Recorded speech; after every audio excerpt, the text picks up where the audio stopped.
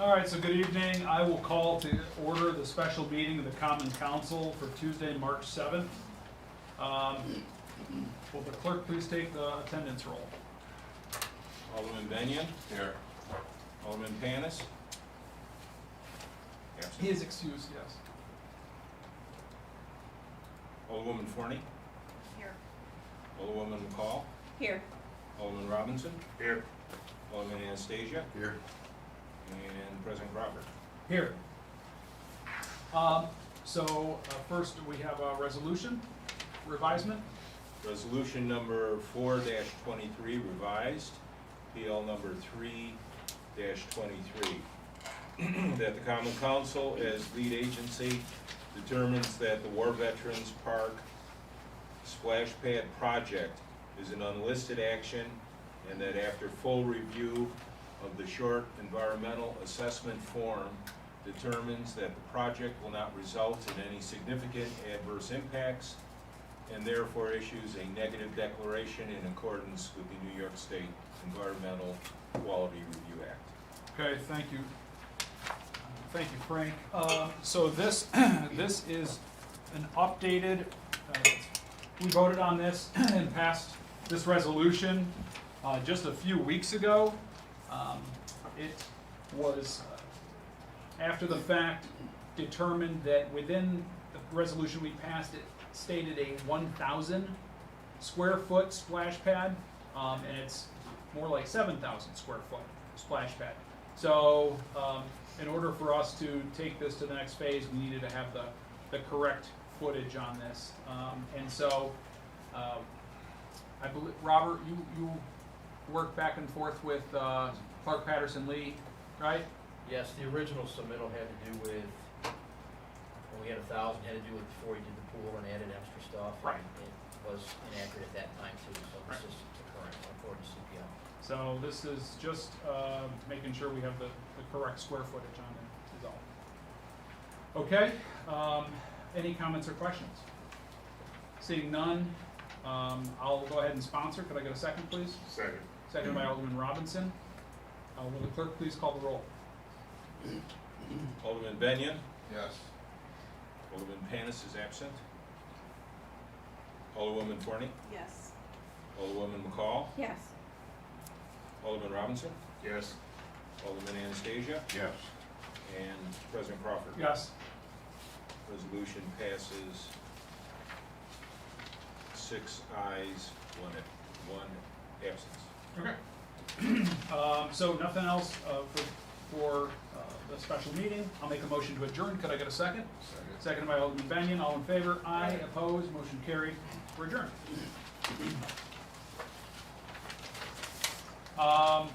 Well, since Alderman Panis is not here, I, as the vice chair, will go ahead and call to order the strategic planning meeting for Tuesday, March 7th. Are we at 6:05? Yes, we are. So I'll note that all aldermen are present, with the exception of Chairman Panis. I'll make a motion to approve the minutes of the previous committee meeting held Tuesday, February 7th. Could I get a second? Second. Second by Alderman Robinson. All in favor? Aye. Opposed? Motion carried. Unfinished council business. There is none, but we have a new referral for consideration, and that is an easement at 2616 West State Street. Mr. Mayor? Yeah, thank you. I provided, I think yesterday I emailed the map and the what is that called? That's the overview, I guess, Google Earth, I think, excuse me. But anyways, what happened here is that this house at 2613 West State Street is in the process of being sold. And when they did the title search on it, they found out that a portion of the house is actually on the city's, on the public right-of-way. So they're requesting a variance, I'm sorry, they're requesting a easement, thanks, John. They're requesting an easement that, so they're allowed, so that'll complete the sale. Right now, the sale is in limbo because there's no easement there. We've done several of these easements before, and be similar to the one we just did last week, where if the property is sold, or if the property is, the easement would be, stay with the property. If the property is demolished for any reason, then the easement goes away. Becomes, it won't be there anymore. So, I did provide you with the map. You can see on this map here, you can see the line, and it's a portion of the house that was, it's years ago this was done. So, the attorney is Mike Shane. The owners are Mr. and Mrs. Halal. They are selling the property, and the sale is contingent on the easement being granted. All right, are there any questions? So Mayor, this would be a formal resolution For next week. Tuesday? Yes. Okay. All right, seeing no questions, we're good to move forward on that then. Okay. Thank you. Thank you, Mr. Mayor. We've got nothing else here, no committee reports. I'll make a motion to adjourn strategic planning. Could I get a second? Second. Seconded by Alderwoman McCall. All in favor? Aye. Opposed? Motion carried.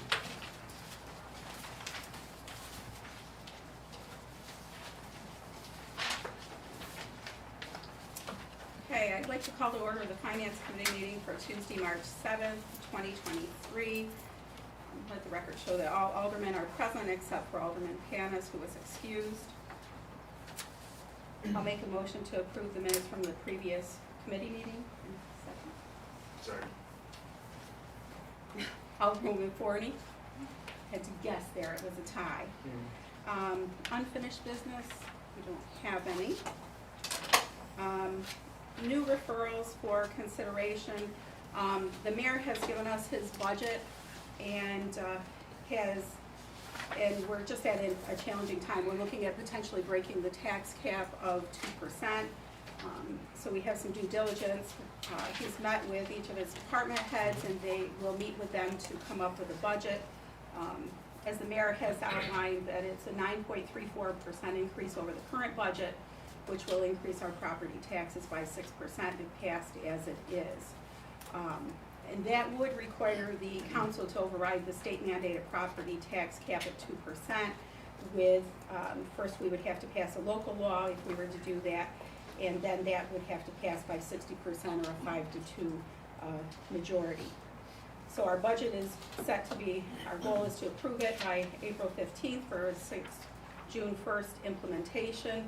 There are 4 new positions in the budget for us to take a look at, including a full-time parking enforcement officer, a civil engineer for the Department of Public Works, a full-time assistant manager for youth and rec, and a senior airport maintainer to replace a part-time position. So our goal is to give due diligence, but to be timely and concise.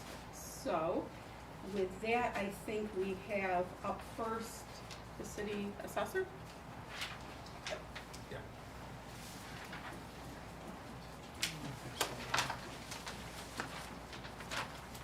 There's one for you.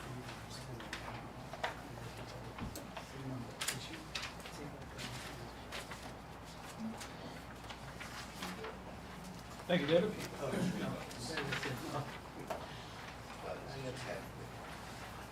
Thank you.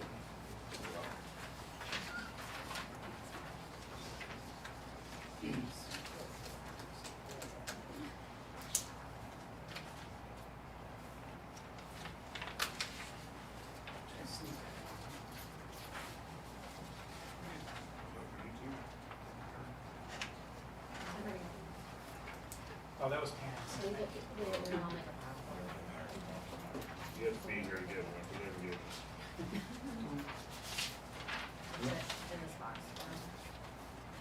Thank you, Tiffany. Okay, everybody got one? You need one of these, Candace? No, we got one sorting a here. file for us.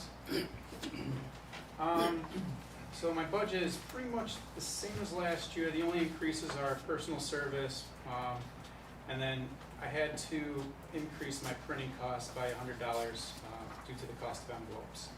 Okay, any questions. You wouldn't have a 6% increase with all budgets for yours. I'm sorry, everybody. Don't burn all the good jokes early. He It's a left marathon. out- He left out his request for reevaluation. The rebound, yeah, yeah. Yeah, I figured that wouldn't fly. Any questions? Nope. Pretty straightforward there. Thanks, Greg. All right, thank you guys. See, Robert, that's how it's done. Exactly. I can do that. Okay, carried to community development. Did you have enough for?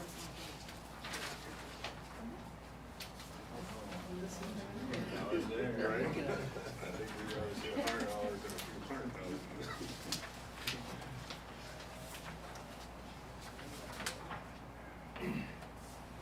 At the bottom. Yeah, 8660.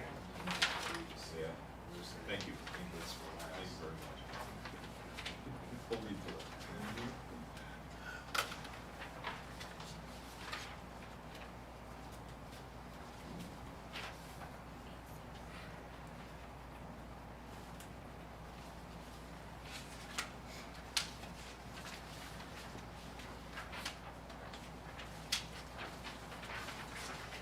Mine's about as straightforward as Greg's. I actually tried to make reductions in each and every line item. I was able to do so, excluding the personal services.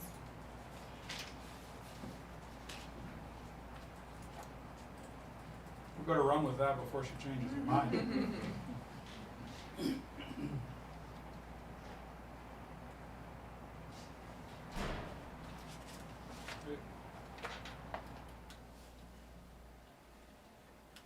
What's your biggest challenge coming up this year, Karen? Honestly, workload.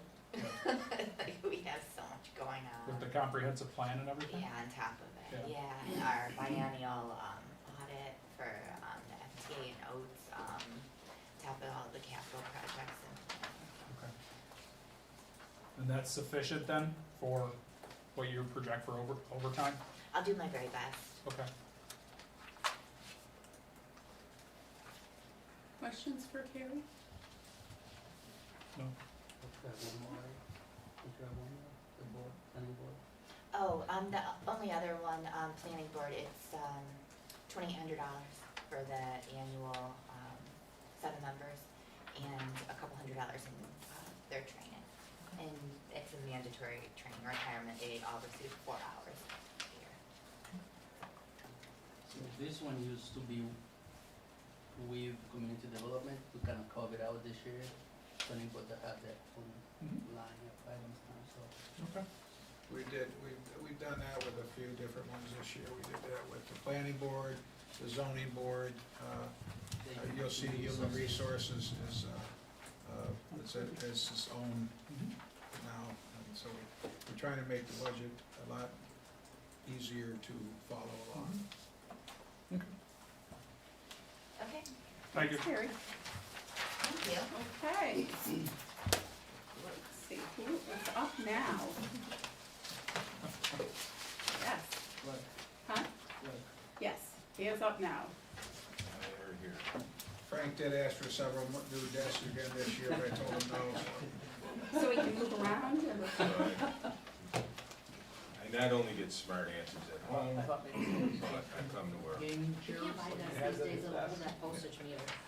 They just don't take up days to. In any event, you have copies of my budget. I have 5 cost centers, the workroom. The legislative board is under my budget. I incorporated the various raises for the aldermen because of the staggered nature of the elections and the way the raises were awarded and so on. So that's all included in that line. The other big one is, well, the telephone is the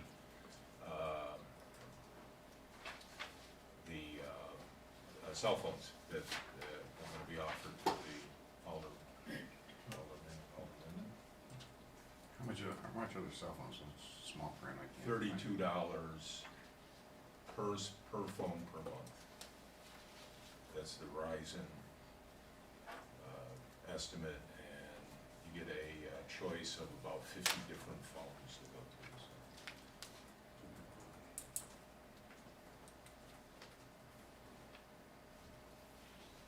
So I will continue to the clerk cost center.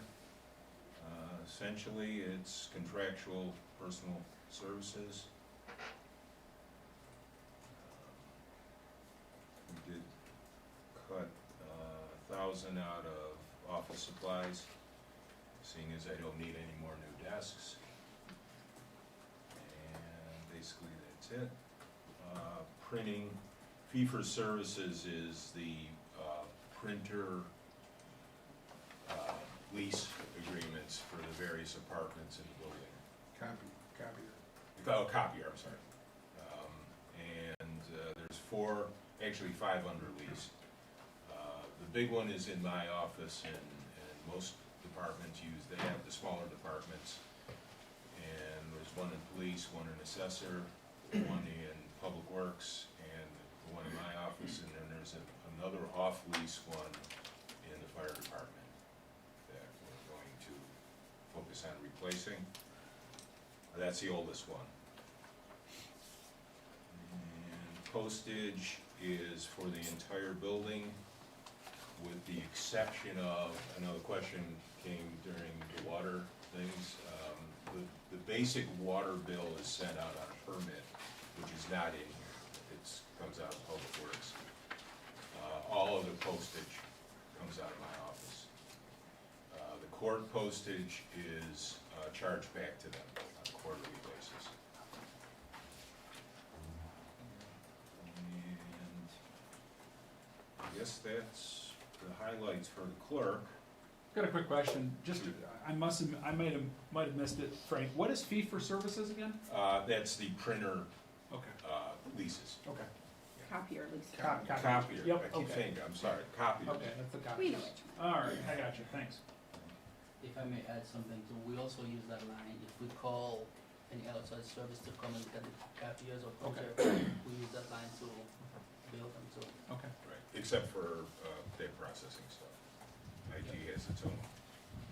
Speaking of data processing, Jerry is here to answer any specific questions. They budgeted a new server for the police department. We decided, we had a presentation by a company called HeyGov, which would have expanded our webpage abilities. We decided to not do that. That was in 2000. Basic price increases for the maintenance contracts on the computers, and that's basically about it. We dropped a couple of the lines, and I think Jerry can talk about, I can answer go into questions. a little more detail if you want. Yeah, please. All right, again, the personal services, again, that's the contractual stuff. The overtime and the other, we never typically had anything there. I think it was, I might need a little help here, but I think that was typically just pulled from the 100 line item. So just to make things more budget friendly, we have those numbers in there for 101 and 102. As far as the computer equipment goes, like Frank said, we have to get a new police server. Right now, the server that we have in place, it has, the operating system on it is from 2012. So it kind of gives you an idea of how old the server is.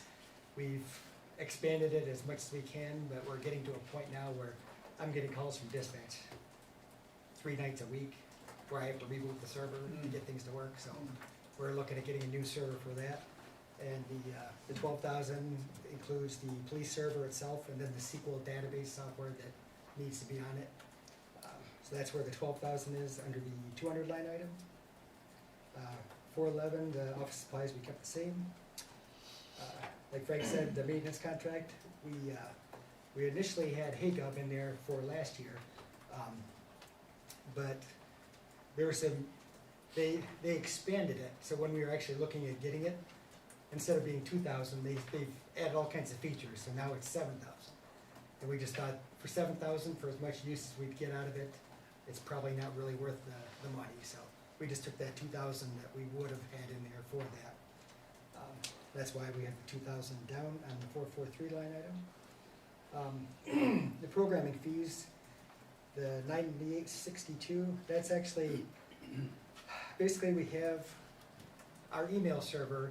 The server itself is fine to use for a few more years, but the software that's on it, we have to upgrade the Exchange server, and unfortunately we have to buy the operating system, newer operating system to keep up with Microsoft.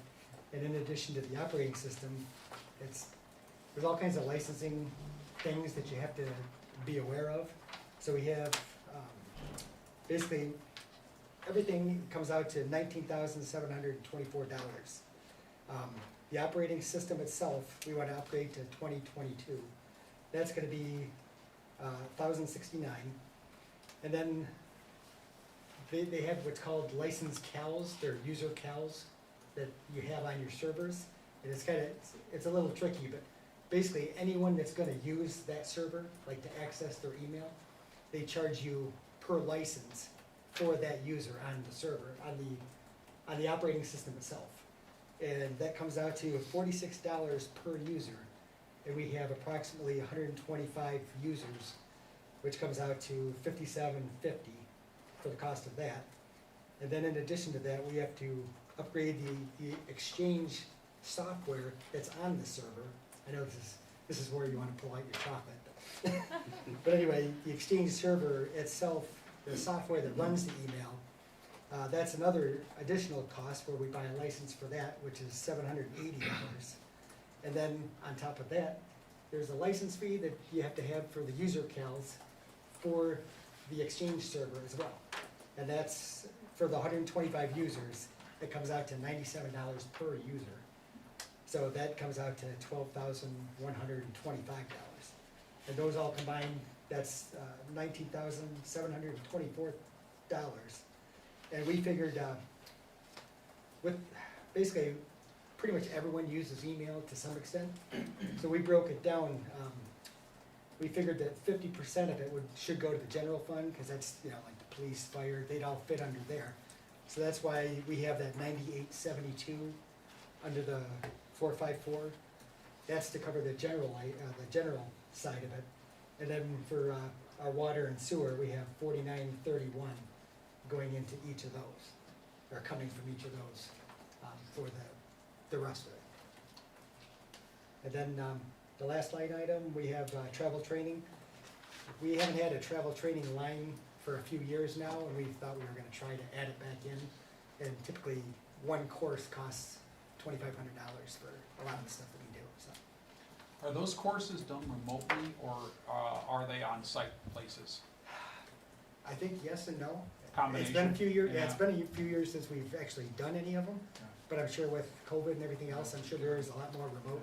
Yeah, but But, given your field, yeah, it's, you guys need things to be on change. top of it. Things change, Right, yeah, things so change it's- in 6 months. it's kinda tricky, so. But yeah, we wanted to at least put that out there as far as, a start for training. Last year, we did some upgrades, I remember. I know we did something security-wise, but didn't we purchase servers? We did a Last capital project. Capital It didn't project actually on- go in our budget, it was a capital project, because we had to replace our billing software billing. server. Yeah. Unfortunately, we used to just be able to cover this in our regular computer equipment line item, but servers that used to cost $2,000-3,000 are now costing 10 to 12. It's just, the last couple of years, they're just hammering us with that, so. And what's the average years of the server? Well, that OPD, the police one that we have now, Yeah, it's been I running mean, since we have a, 2012. yeah, So- it's been close to 10 years, that's, But it's been That's upgrade pushing it. after upgrade after Yeah. upgrade. Yeah, that's pushing really it. pushing it. I mean, Yeah. typically, if they 5 to 7, Yeah. Okay. you can get out of them, so. So with that, I'm gonna piggyback off Alderman Robinson there. I guess when I think of all the things you just listed, Jerry, how many of those are one-time purchases versus the reoccurring subscription fees, those sorts of things? Well, in all honesty, the 12,000 for the server, the police server, and the 19.7 for the exchange server. I mean, if you want to do a capital project, that would work too. I mean, either way, we're good. They're not recurring for another 5 or 7 years. Okay. And the big deal, just to let you know, with the exchange server, there are certain securities that you have to have this later version, or later than what we have, in order to have the proper security, you need to have this. And basically, if we don't do this, then email on your phones won't be usable. You won't be able to access your email through a web browser. You'll actually have to come into the building, hit a computer, and log in, which, That could be good and bad. yeah, it could, but it's, you know. I didn't get the email. But yeah, that's the main reason why we're getting the upgrade for Exchange. It's because the server itself, it's too bad because the server itself is still, it's pretty viable. We have at least probably a couple more years at least on that because we try to beef them up as much as we can, so we can beat them into the ground as much as we can. There's more of a server or operating system and Exchange issue than the server itself. So. And then the licenses for Microsoft, they used to be where you would pay one fee and then it was for whatever. Now you have to pay them individually. Yeah, they get you every which way. Each computer. It's called a user cal. So I feel like they're double dipping in a way. Yes. I feel like they're double dipping because they're doing this for users on the operating system itself, which is the 46 per person, and we have 125 email addresses. It's basically, if you have like a distribution group or any kind of an email that you have in process counts. So we have 125 users at $46 per user. That's just on the operating system. And then on top of that, you have your Exchange server software, which they nail you for per user.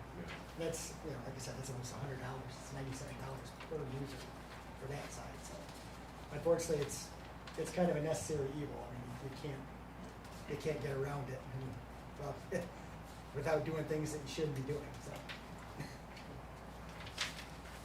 were smart. They said, we'll give it to you this way, then 10 years from now, we'll. That's just the way they get you now. I mean, pretty much everything used to be a lot easier. You just buy something once and you're good. You're good until it stops working. But now, unfortunately, that's not the way it works anymore. Any other questions?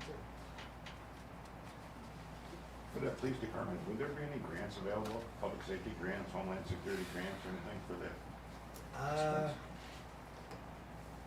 And there may be, but I would almost think it would probably be more effort and work to go through all the grant for the 10, 12 grand that it's, I don't know. I just know that we've looked into a few grants at a few different times.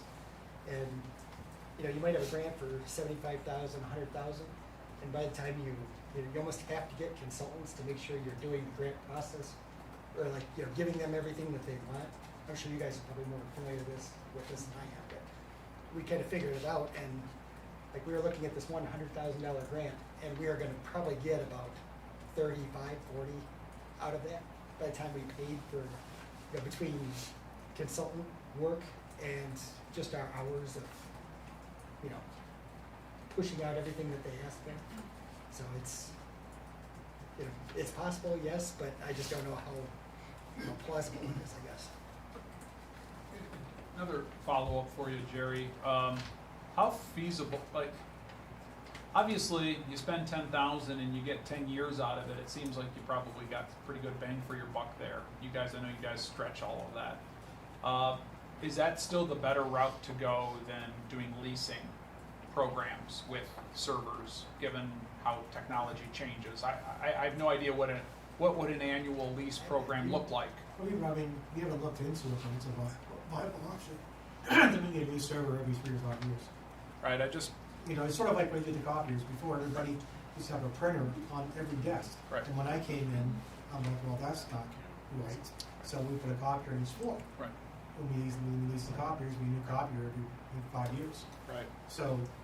I guess it depends on, you know, that could work with servers also. And then the only other thing with that is, every time you do a migration from one server to another, you have to call up your vendor, and that's not covered under the maintenance contract. Trust me, I know. Because we had to pay, well, we actually tried, we have 2 servers right now that are running the police stuff. And we were trying to get everything from one to the other, because the other one was a little bit better, but it wasn't great. And they spent 2 days working on it. We got charged $2,500 for the migration part of it. And that's just trying to get everything from one server to the other, so it's. So you're It's migrating just on a another- more frequent basis. Yeah. Right, yeah, you're doing it every 3 to 5 years. No, but something like Microsoft stuff, I can do that myself. Right. But with custom software like the police and stuff like that, Yeah, we then have and to most of call. our servers are, outside of the Exchange server, most of our servers are more vendor So oriented. you rely on that vendor. Yeah, they want you to pay for Yeah, their they- service. Yeah, they gotta, Yeah, okay. and it doesn't count under the maintenance contract Okay. that we pay. Any other questions? Thank you. That's good with Jerry? Yeah, we're, All right, thanks, Jerry, appreciate it. thank you. Thanks, Jerry. The next cost center on my budget is vital statistics. This compromised by, it comprises, I'm sorry, one half person, one half clerk. She is very well qualified for her job. She works essentially half-time, noon to 5 every day.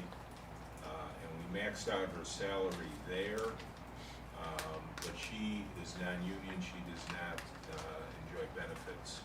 So if she takes a day off, she doesn't get paid. That's the long and the short of it. So generally speaking, at the end of the year, we have some funds left over in that line. The office supplies and materials are, we knock those down to 500. The only thing we buy is, for that office, is occasionally a proprietary stamp. You know, we go to Creative Mailing, handles that, and then we have a certain kind of copy-proof paper, the blanks. All other forms are given to us by Olean. Don't let that get out, because it will charge us. So if there's anything about vitals, but incidentally, vitals are defined as birth searches and genealogy searches if we do it. Okay, that being that, off-street parking. We have 2 gentlemen who work, they alternate throughout the year. They empty the meters and do some minor maintenance work.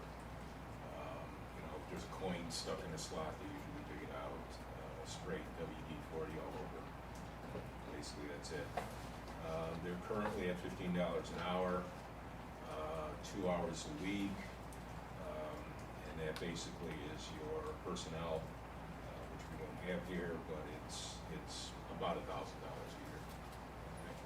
We're taking a hard look at the parking meters, as well as some of the other things that the clerk's office administers, and that is the hangars at the airport and the parking tags.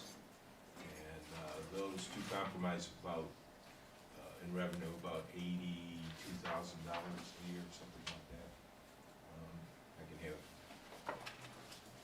let's see if I can take it out here real quick.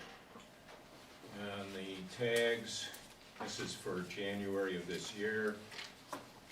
The tags, I'm sorry, the airport hangars generated $4,300 for the month. Okay, there's 21 hangars of various sizes. And the parking lots, the tags generated $2,700 in January. So it was $9,700 on 1 month. So it's a good revenue source. I think we can do things with the parking meters that I'm looking at. There's been, the mayor and I have met a couple times on this, and I know there was a study done, Lens did it a couple years back, regarding going to a kiosk system. There's some problems with that, but the technology's advanced significantly, where some of the systems now are entirely based on internet. So you would use your cell phone to park, and that's got a lot of upsides to it. And you know, the day is that if you go to Chipotle for a sandwich, you need an internet connection. You'll find that out when the place opens. So, that's the way of the world. So, any questions? When was the last time the rates were increased for the hangers? They have not been increased while I've been on the job. Last year. Last year? Last year? So they All go, the- they all go the up every new year? ones. No. No. The council voted on that increase. Yeah, We but put the new these- ones though, we have some old ones and new ones. The new ones were, changed last year, but the old one still remain the same price. Why? Cause they need work. They're smaller. They need work to be done, cause, well, I thought when Bob used to be here, we're gonna work on those. And once we get them up to par, then we would switch with the price as well, but I don't think we ever done. They're in the old hangars. They were in the old hangars, which have some issues in it. So Yeah. as we, we're gonna upgrade, then we would bring everything up to fees on.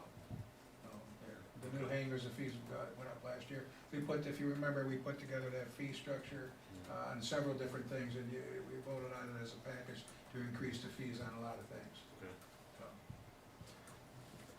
So, So a couple questions along that line. Was it last year the fees also adjusted for parking? No, no. we did not touch the parking lot.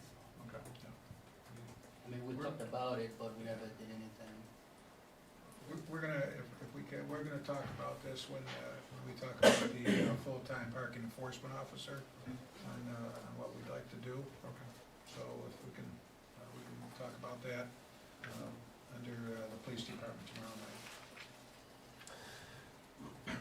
So I just wanna make sure I understand, under off-street parking, while there's nothing under personal services, you said it's about $1,000 a year? Yeah, I think, Question answer, why don't we have anything in there? yeah. We have two, there's on-street parking and off-street parking. Oh, Off-street parking don't That's have what any- don't have okay. any line number. So Right, that- on-street parking had to have that, if you go back, actually, I can bring it up. Yeah.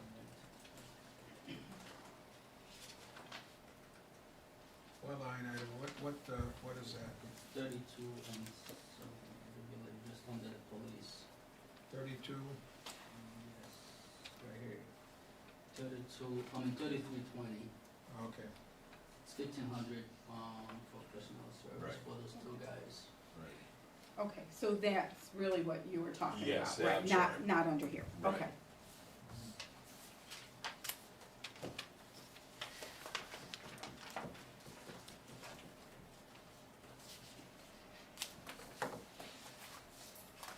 And that's sum and substance, what I have. Okay. Any other questions? Okay.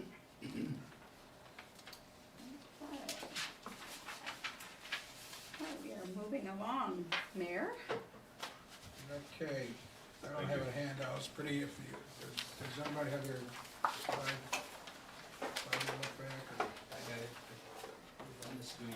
Okay. That would be.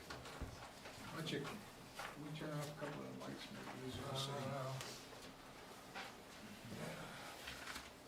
All right. I was like, no, we can't. Like that? Now, can you, I think you could turn just the back ones and leave the, You only have. There's only two, big, Only two switches and maybe that's not. well, can everybody see it? yeah. So, Other one? Yeah. There you go. okay, you're gonna know, You want them all out? No, that's okay, just leave them like that. Alright. Thank you. okay, personal services, that's, myself and, my secretary, and that's just that's, just the raises, from the, increase in pay for Michiko and the longevity step in there. And the everything, what do we cut? We cut, you know, on phone, because now our plan's gone down to $32 a phone, we were able to cut that down. Travel and training, I increased that a little bit because of my position at NICOM now. And then I put back up from celebrations to 10,000, because I wanna start getting the mayor's forum going again here. That's one of the things there. We cut out human resources, which was in the mayor's budget last year, and we put that under its own, so that's 1220, and that's personal service. 50% is, we charge 50% of HR to the general fund, and then 25% to each water and the sewer fund. That's just as travel and training, we put there's maybe opportunity for Ward to get some training. Dues and subscriptions, we split that out with, we have, what do we buy, Tiffany? What is the program? Westlaw. Westlaw, yeah. I'm sorry, LexisNexis. LexisNexis, yeah, we went to that, that's, so we charge that to, half to Ward and half to the attorney. And that's done for research. So what else do I have under mine? Lawyer. The attorney? Yeah.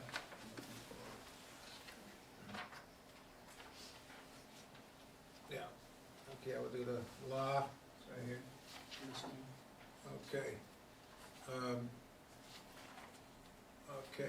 Personal services, that's part of Tiffany's salary in there for the attorney and the attorney. And, let's see, what else we got? We built in a 3% increase for Jack. He hasn't had an increase in the 2 years that he's been here. And, what else we got there? Contracted services, we decreased that by $1,000, just from uses, we haven't really used that. And travel and training, we were able to decrease that way down because Jack doesn't travel like the former attorney.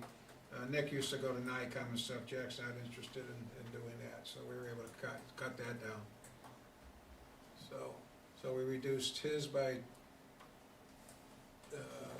minus 2.9%. Most of them all were reduced, except for the cutting human resources out. Okay?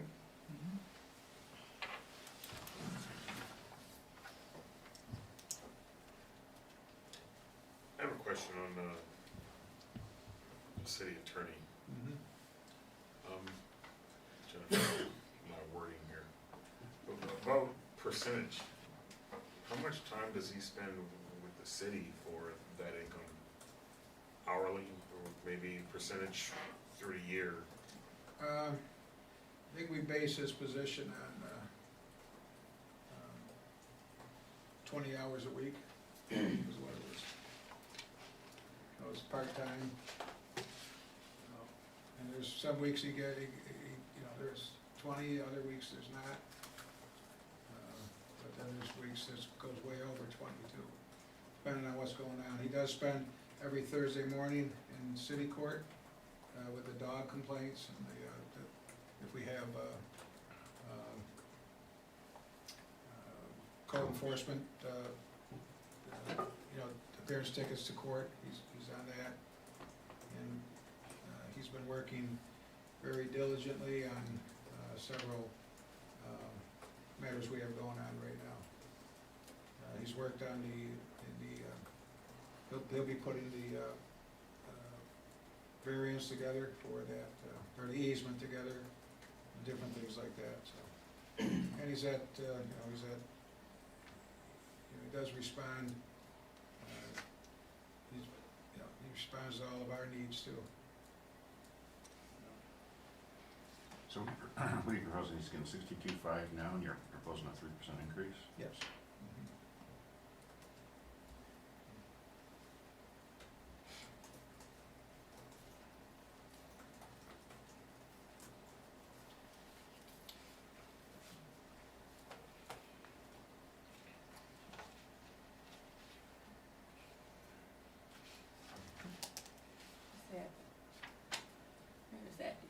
intersection there? Yep. Okay, questions? I think we'll do public works then. Does anybody want any sugar before we? Yes, how about that strawberry shortcake? Yeah, don't be shy. Jim, you must want something. While you're doing that, I'll No, pass it out. there's a protein Come on, bar David. there. I'm gonna sit up here, 'cause I don't wanna stand for 2 hours. I don't like, Peanut butter or strawberry? not that I Here, will hand admit it. to any. Ready? And I have napkins too, in case your hands get yucky with the Swiss roll. Ooh. Is it the same name? I do like the folder. My dog in the garbage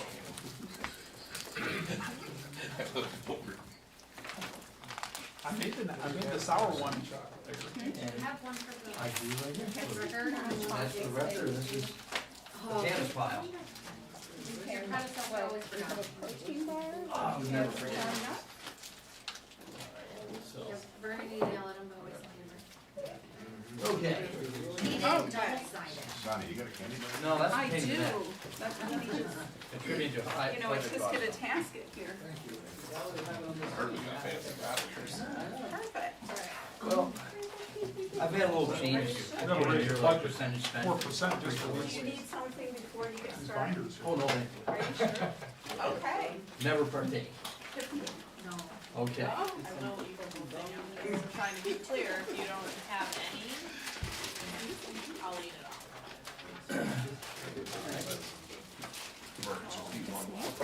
I will bring snacks back tomorrow. I will make sure they are being taken out right now. Coffee and Whoppers, All right. that sounds like the dinner can't be there.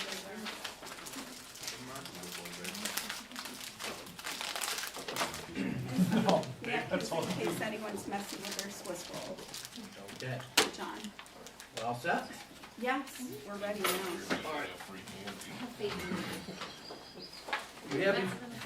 You have before you a proposed Department of Public Works budget. It's broken down into 4 parts. We have a budget narrative, which is the high-end summary of the breakdown we have on the screen. That's also printed out in here. And section 2, followed by another section where I'll go into more detail on the new employees we were proposing, and followed up by a capital program.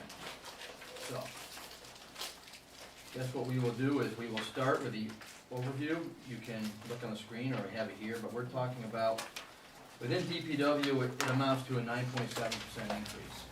There's several things driving this, and the biggest one right now is the fact inflation rate has been so high. You'll see that in numerous places in here. The vast, or a large portion of my budget is parts and materials, and those have all gone through the roof in the last couple of years. We had about 10% inflation rate, which I'll touch on here in the last fiscal year. It has dropped in the last month or two, but that doesn't necessarily make a trend. So I'll cover more of that as we go on, but that's really typically the biggest reason here for increase. And you'll see that as we get farther in here. So the way I set this up in the narratives, I broke it down by the different line numbers. I have 15 here. From engineering, public works, down to parks, streets, and everything. So I'm going to go over the high points of each of these, and then if you feel the need, we can get into the weeds a little bit. But first off is engineering. The biggest change in engineering is, in effect, we want to add a new position. I'll cover that in more detail in the later part here. But what it is we have right now a junior engineer and a senior engineer. Historically, we had a engineering tech and a civil engineer, which was in between the junior and senior. And we're down now, and for the last few years, down to 2. As you'll see, as we get farther on, we've got a substantial construction project workload coming up. I'll give you an example of current rate for construction inspection and what we're stand to save for this. This position would be split out like all the others in 3 parts. Third to general, third to water, third to sewer.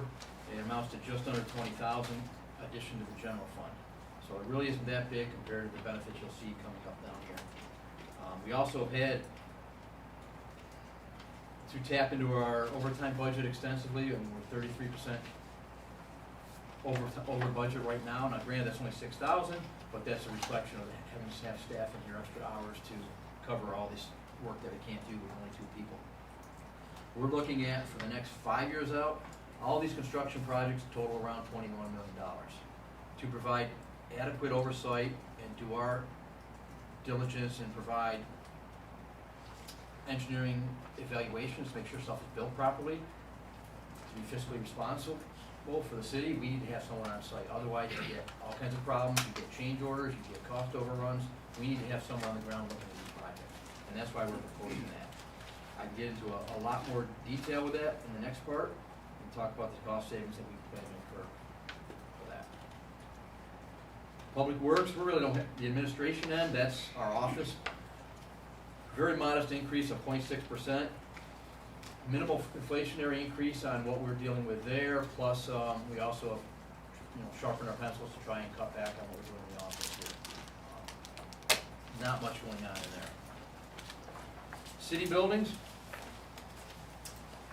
we're decreasing that by 1.4%. We've had 2 things that have really paid dividends for us there. One is the LED lights in this building have substantially brought down the utility cost. And secondly is the addition of the HVAC tech that we added previously, the Kevin Dowdy's position. He's done quite a lot out here to help reduce contracted services. He's now responsible for those that normally we would pay a higher premium to have someone do that for us. So we're seeing a lot of dividends in his role there. He has identified problems out there that have resulted in cost savings. This building, he's done it in the airport, he's found problems with heating systems and resolved them that weren't running efficiently. We've had long-standing issues that he has fixed, so we're actually finding, quite a benefit from his position. Yes, sir. Why is that miscellaneous contract services? Yes, we're. Contractors. Yes. Oh, that's something different than what he's doing. Yeah, so there were a lot of contracts that he would, with heating and such, that he would take care of, that he now takes care of in the past, or not. Yeah, I was just gonna say, if he's doing the extra, then why was that going up $2,000? But I'm assuming that's something totally different. Are those Yes. people that clean the building or something? Miscellaneous Well, contracted services for the building? What we're getting, no, and what number is that? 447, bear with me a minute, 447. So this contracted service, the bulk of that one is now our elevators, because they're coming due, and we have inspections on them, and we have repairs that we need to make to the elevator. Elevators. Yeah, so it's the elevators, is the one that's really driving that. You said that was 447? 123 line numbers here, so I don't have them all, so I have my cheat sheet here. So. Yep. But that includes our elevators, our alarms, our phone bills, and we do have a significant repair bill for the elevator that's coming due. So that's where that one comes from. Central garage. All right, this is, Can I yes. ask one other yes, ma'am. question, just on court costs? Mhm. So I see a significant decrease in there. Yes. We're trying to cut that one back a little bit. It's gone up and down over the years. It's peaked, gone down. We have some of the reasons it's been higher that we had to do some work in there on projects. Some of those things were now covering under Kevin also. We had a door to repair in the back that this spring, once we get in there and re-pour the footer on it, the lintel and the footer, it'll come out of the building budget, but it'll be something Kevin covers, so it's kind of reducing what we want to build in the courts. That is billed to the courts, though, correct? That was my question, that was my understanding there. Yes, but prior, we would contract it out, and there'd be a much higher thing that the court would have to pay. So by having an in-house personnel here, we reduce those costs. All right, central garage, this is where we're taking a pretty big hit. I'm sorry, Robert, can Go I on. just, go ahead, can I go, I'm just trying to understand how, I'm looking at, just how the layout here is with, so in the first column, we have our current budget. Yes, sir. Then we have the actuals from June through March 3rd, Yes. okay? And then it's the balance for the rest of the balance for the Yes. rest of the year, essentially just taking whatever the budget was minus our actuals? That is correct. Okay, so, go ahead. I want to qualify that Yep. There is always a delay between when these are posted and these invoices, so there are Okay. costs that aren't necessarily reflected here yet. Okay, so when we talk about savings on light and power then, and we have, say, budgeted 35,000, up through March, we only had 70,600, with the remaining for what looks to be just 3 months of Yeah. the year being 27,000, you're saying that perhaps we've not received or processed invoices yet? Yes, and we also, there are savings that weren't necessarily forecast in the budget due to the LED lightings. Right, so I'm would- like, things like that. I see you're say proposing to go down $5,000 there. Could it potentially be more than $5,000 in savings? I'd like to not, because what we're going to be picking up now is we have this coming April, we'll have streetscape lighting in place. Okay, That Andy Mellon project's supposed to be completed by mid-April, so Yep. we and have- that'll tie into the building, this line Right, item. so we have to pay for that Yep, somewhere, yep, so. okay. So That's you're why I being have it. conservative, yeah, okay, all right, thank you for that. Okay, now we'll go on to central garage.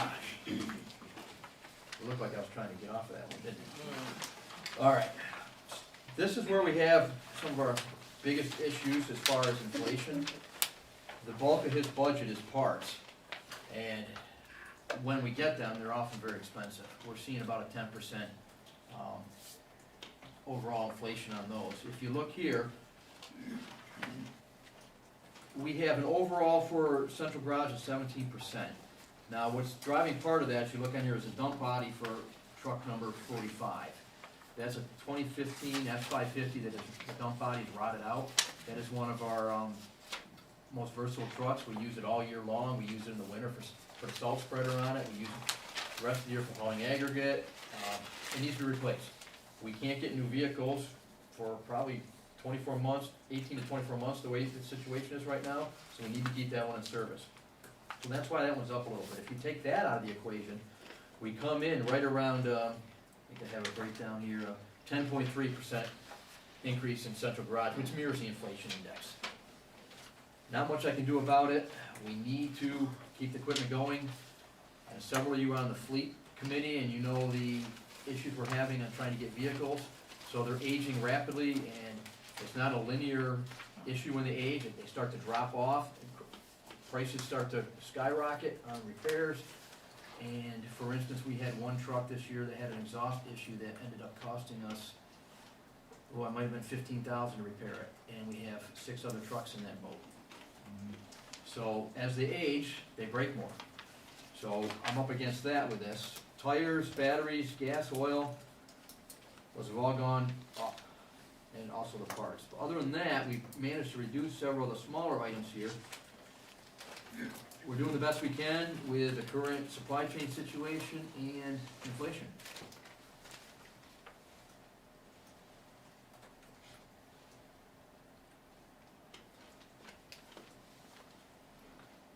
So I've got a question for you there, Robert. So, under gas and oil, Yes.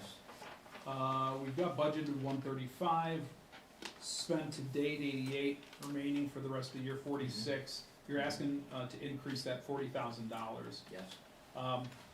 Why such a massive increase there? Price of fuel. A lot of that will come due here in, that'll be getting used up between the remaining winter month of plowing and all spring as we're getting ready to mowing and all the other work to get the parks ready. We'll use that up. We're going to be hard pressed probably to come in under that. And the price of fuel just keeps going up, so that's why we're. Well, when we did the budget last year, and I would assume this would have been factored in, the price of fuel was more than it is currently, when we did the 22-23 budget, so. I can't speak to that. No, I realize that, but, Hey, John, yes, just, I think I can Brad. explain that. So in water and sewer, all of the fuel costs have been used except for $7,000, okay, which is probably offsetting some of this. okay. So if you're looking at like, we're this far in the year, we Yep. haven't used, it's probably because water and sewer's, gas lines are toast except for 7,000 in one of them. So, you're gonna be going over budget in water and sewer for gas. No, because when they ordered it, it's not like we pay for just, you know, Right, you order it we in get bulk, right? big, right, so I tell Mark and Linda, hey, when you order that one, charge it all to water and sewer, use Oh, up I my see. lines, and then we'll use this one. I see, So it's not like, it's the only way to do it, okay, really. okay, all right, So if you're looking for like a discrepancy in how far we are in the fiscal year and that's not used up, and it's because mine are just about gone. okay. So well, okay, let's make a note of that question.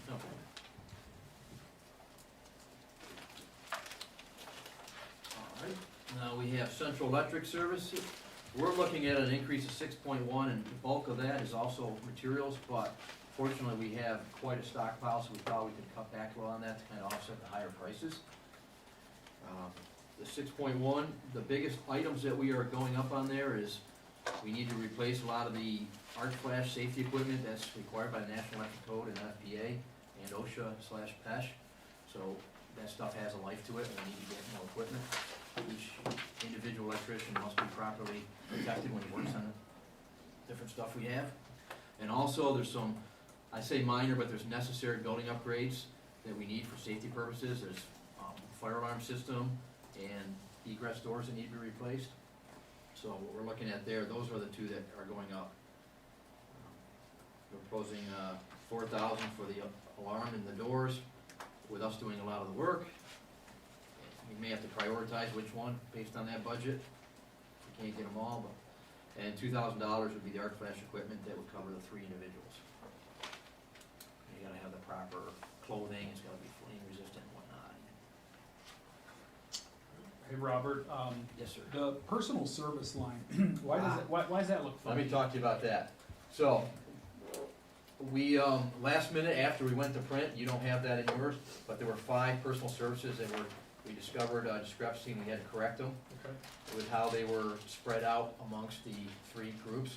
So instead of reprinting 10 of them, I thought I'd discuss that here, trying to cut down on my budget cost for printing. all right, cool. So in reality, what you're seeing for the electric, as I have those highlighted in orange, is our balance should say 61,890, or the actual spent so far 61,891, and the balance is 73,911.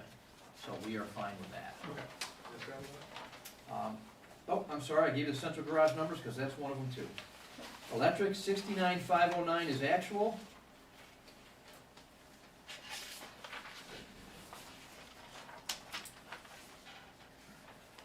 And hold on, I'm gonna go right to what number is it? 1640. I'll go right to the source for you here. 1690. If you'd like, I can email you those upgrades afterwards, or we can go through them all right now.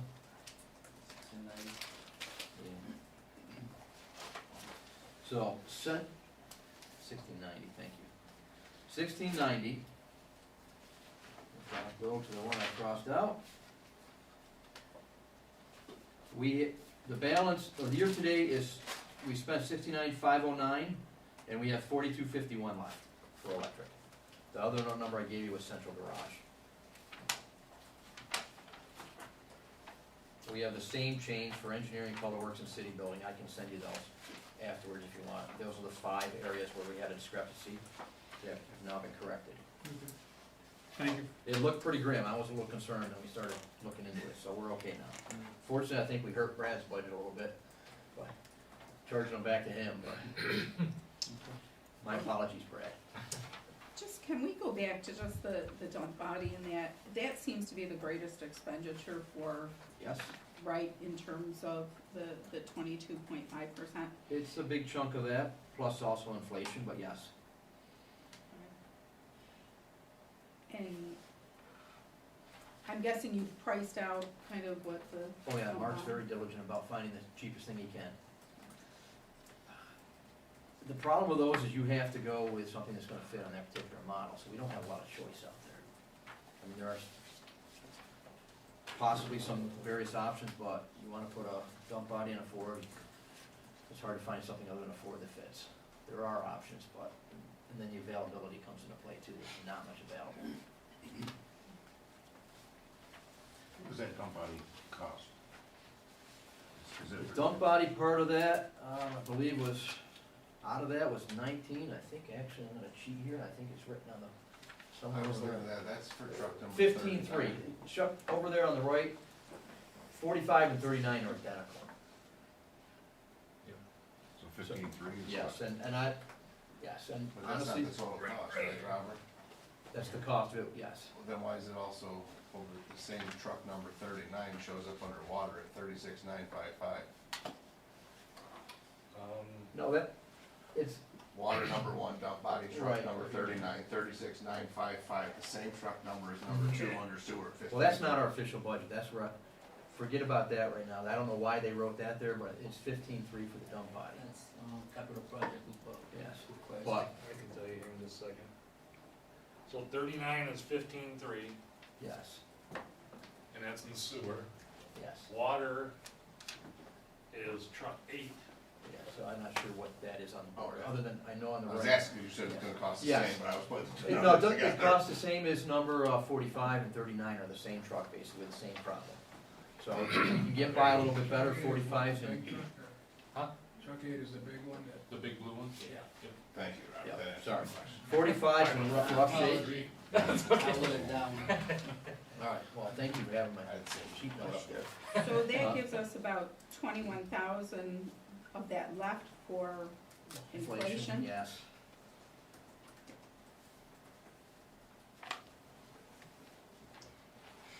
You know, we sharpened our pencil to bring it down a little bit, but What's the condition, the rest of that, the condition of that 2015 truck? it'll function for several more years with a new dump body. So this is actually a better investment. Okay. Yeah, I didn't know whether it would make more sense, does it make more sense to replace the whole truck, or? It is on the list to be replaced, but we're not gonna see trucks for 2 years. Right. So we'll be 2 years without one of our critical trucks, or we spend a little bit Well, more. I didn't, we got a used vehicle for. You won't find this. Okay. You won't find a truck like that. We looked at that information I gave you guys on Transit Road, those two dealerships up there. Yeah, nobody has this type of truck though, these are gone. Okay. We looked to rent one for a short period when a truck was out, and we found one available and it was grabbed right up. They're just, these trucks aren't out there because everyone else is waiting 2 years and they're buying them up. What is this? F5. Yeah, 550? it's, stuff's like gold right now. No one's got it. I'll keep an eye out on my travels. Okay, sir. So I think that takes us to insect control. We didn't propose any change to that. It was a dry year, which helped us out, and we're gonna cross our fingers and hope for another dry year. I mean, even the big picture, that's not a lot of money anyway. We're only looking at a total of $1,500. So we're gonna have a call on that. We've got some of it there. We have used, some has been expended for recertification, because they have to keep their licenses current, so. Maintenance of streets. Got some positive news here, and we're looking at actually more or less staying steady there, but it's actually a 0.4% drop. The biggest reason for this is we had a substantial chunk there for the asphalt zipper machine. That loan is now done. The last payment was made, so that helps us out considerably. And we've also had a decrease in overtime, mainly with reduced need for plowing this winter. We got pretty lucky, but overall, our winters have been decreasing, so in an effort to try and keep the budget low, we're going to predict that it'll be similar and roll the dice on that one. Now, we have further, we'll address that snow a little later on with snow removal, but for salt and cutting edges, but for personnel services, that's what's driving a lot of the drop here. So, next is our tree program, and this is a follow-up to Alderman McCall. You would ask a question several meetings ago about the ash trees, so I've got a little more information here. What we're looking to do here, we're gonna approach this several methods tonight. One is through the tree program, others through one of the capital funds. Personnel service stay the same, but we're looking for an increase, 25% each on the tree program and emergency cleanup. That puts us total at 16.7. And what's going on here is we had a significant shortfall in the last few years, mainly driven by the increasing damage by the emerald ash borer. We have 150 roughly ash trees left, and this is all in the budget narrative. Those are, most of the trees in the city are, according to our contract, are class 3 size, which means they're on average $2,200 to take down. If we assume that the residents will take up half according to a tree program, and we're not stuck with the full cost, that's still about $150,000. So what I'm trying to propose here is also keeping our emergency storm damage account going. What's going to happen here is I'm looking for 37.5 in this for removal, and then we got the capital fund that I'll talk about at the end of fund, and with that gives us a total of 87.50, which should be able to get us to reduce these trees or remove them within the next 3 years, because the rate of mortality for these trees is increasing, and we can blow the budget within a month out there if we're not careful. And we still have to take the trees down because the way the tree program's set up, our forester identifies them, or someone complains, we send a letter, we put them on notice. Now we are legally responsible because we identified a safety hazard, and we need to take these down, and it's going to grow. So with this proposal, with a 37.5 here and the capital fund we'll talk about later on, we could eliminate that in 3 years. Best I could see is you might want to decrease that to extend it up to 5 years, but I would do it through the capital fund, not here, and I don't recommend that with the liability we're facing. So just so I heard you correctly, we can eliminate the 150 trees in 3 years if we, Provided we don't have any other exceptional storm events, yes. If we go with what the normal amount of storm events we've had, this 37.5 plus the 50 should get us pretty close. But that's just targeting those trees. No, No? that's others here. The 37.5 will allow us to continue the tree program for normal trees. Okay. The 50, the capital for 3 Okay. years would be All right. 150, which would do it. So the other problem trees would Yes. still be taken care of? Yes, we'd still take care of them in the 37.5 for storm damage and regular routine, because we got a lot of older maples also that Yep, are dying. yep. So this would allow us to meet the needs of the program. Doesn't have replanting costs in here, I want to caution that. That's what I was gonna ask, and what about replacement? We can, in here, under the tree program, we could divert, we could dedicate some of those funds to plant trees again, but I'm almost of the opinion, let's do as much as we can to remove the unsafe ones, and then once those are gone, follow up and heavier on the following years with tree replacement. So the liability's gone at that point. We still can do some of it under that 37.5, but we gotta be careful how we do it. If we do it I think one for one, we're in. I do think it is important to do that, Robert, just from the mere fact that probably 8 out of 10 homeowners don't want a tree replaced in the city right of way, and there's, proven benefits to having There are. trees along your neighborhoods and your streets. So I would be just cautious saying, well, we'll circle back in a couple of years from now, and maybe we'll, and by then. We'll do some, we'll just Right. be careful how we do it. Right, so I just wanna make sure that we go, and this, I'm glad you put extra money into this program. I understand and appreciate the seriousness of the mayor's proposal here to increase, and break the tax cap, right? But here's a quality of life program that could easily eliminate $50,000 from the budget, and then put all the onus back on taxpayers, right? Put on the entire responsibility back on homeowners. And I'll tell you, between the sidewalk program and the tree program, when we get calls from constituents, when they find out they're responsible to remove the tree or replace the sidewalk, and then we say, well, it's a share, we kind of take it a shared approach. We'll pay the city pays 50%, you pay 50%. I think 9 out of 10 see that as a reasonable arrangement, and I do too. So I am very supportive of this program, and so I'm pleased to see that you've put some more money into it, and especially with the ash trees are just a menace.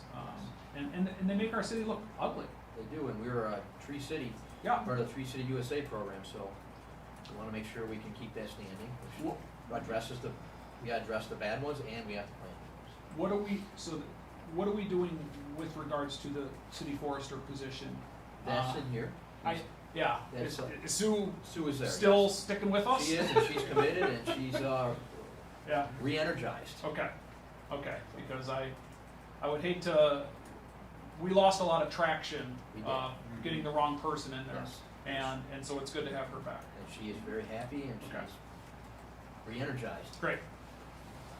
I don't wanna contradict some statements there. This tree program, I'm on the tree committee, and I've always been against the fact that if I bought a property and a tree came with the property, but the line here says this is the city's, but then when a tree comes down, now it's partially mine. That theory just does not sit well with me at all.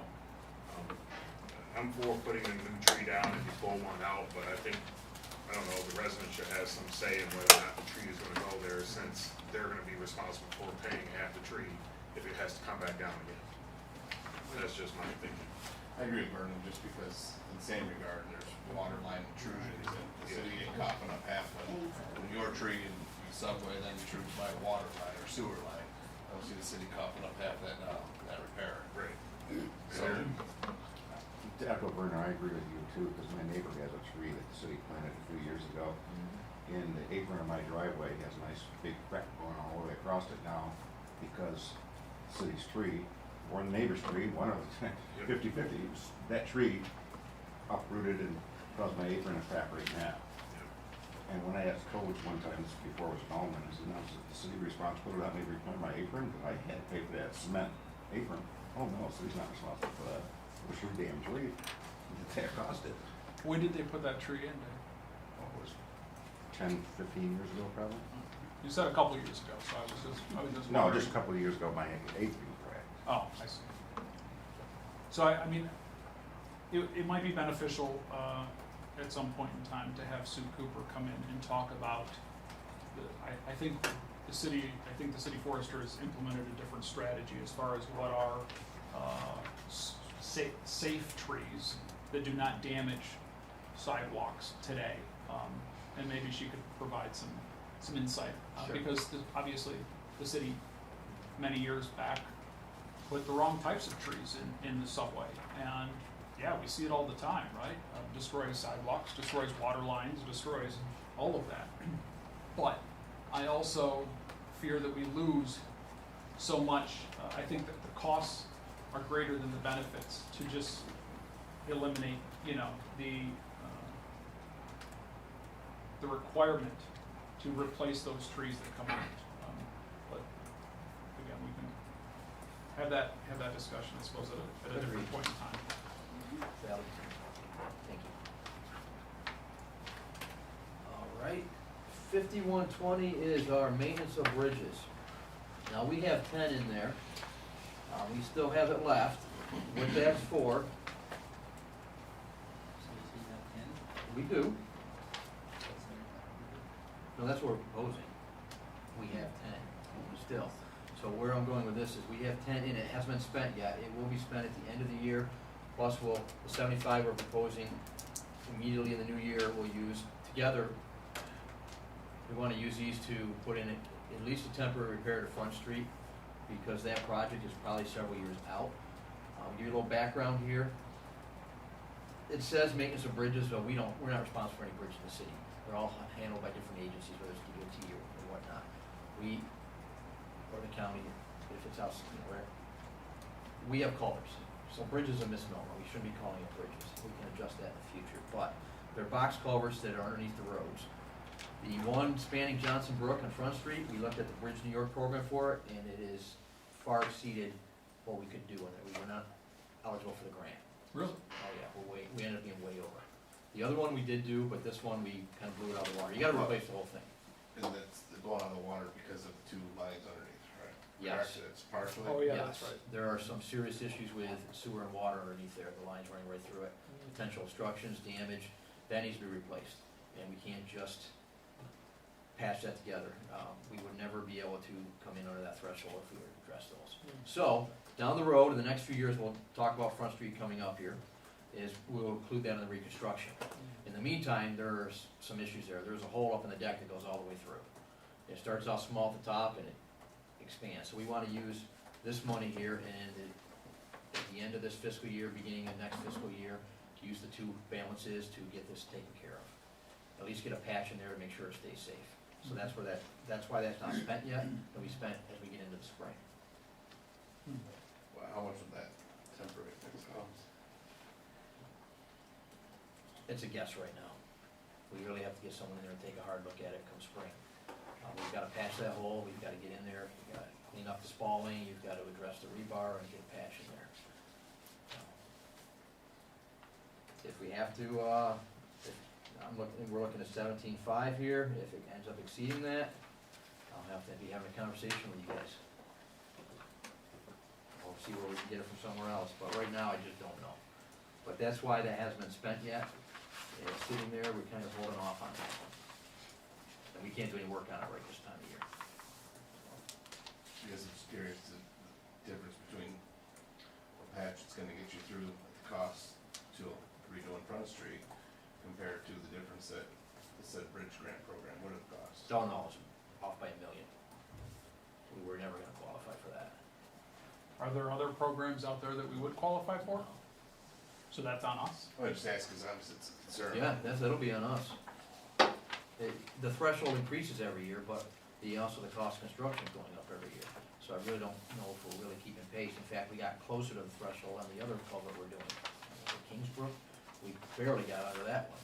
And before, we were quite a bit under by previous estimates. So the threshold is not keeping pace with the current construction estimates. I'm surprised that, so what, the program says we'll either cover 100% of the cost or you can't apply for it? I can go back and check on it, but you're gonna I be mean, short $1 million, so why don't we wrap into a program we're about to do in the next year anyway? We could try to. Wait a minute, our project is short, or? We will be short $1 million from that threshold. It said you're not eligible if you exceed the threshold, is how it was worded. But even if we were, and we tried to make up that extra $1 million, we're getting ready to go on this Front Street anyway, so we would do it all at that time. Oh, I see what you're saying. So, It's a part of a bigger. it's part of a bigger bigger picture, project. yes. Okay, So, alright. What are those culverts rated for weight class? I don't know that off the top of my head. I'm just wondering, you got a hole in the deck and Right. truck traffic goes up and down across that hole. It's not a truck. Well, it's not a truck route, it says 3 signs, but I can tell you, So the hole in that culvert is on the east side of the culvert, and it's probably a foot off the curb. And there's currently, we did a patch, so we put a metal plate underneath and Tapconed it in to the deck and poured concrete inside, but it's not, I guess I know that's at least the second time that patch has come out yeah. in probably 5 years. Yeah. And I get what you're saying, how the distance off the curb, but Front Street's also not a wide road when you have a. Right. I'm just saying, so we Yeah, can no, I'm with get you. an idea of, When you have them heavy trucks that are in fact Oh, using yeah. Front Street, they're running right across that patch. yeah, when I went under there and looked at it, I went, Our plan is to try and get the Front Street project off the ground as fast as we can, and this whole culvert will be tied into that one. Okay. And that's a pretty big reconstruction that we're planning, the entire thing, basically. We can do like you did on Union Street, dig everything up and It needs it. repave it, yeah, well, yeah, that needs. Infrastructure underneath, everything. Curbing, gutters, it needs it. Drainage is a big issue there, as you know. So that's what maintenance of bridges is. We'll try in the future, I think, correct that to say culverts. Next is snow removal. We're only looking at a 0.4% increase. What's happening here is we have a substantial salt supply level on hand. It's carryover from the end of the season.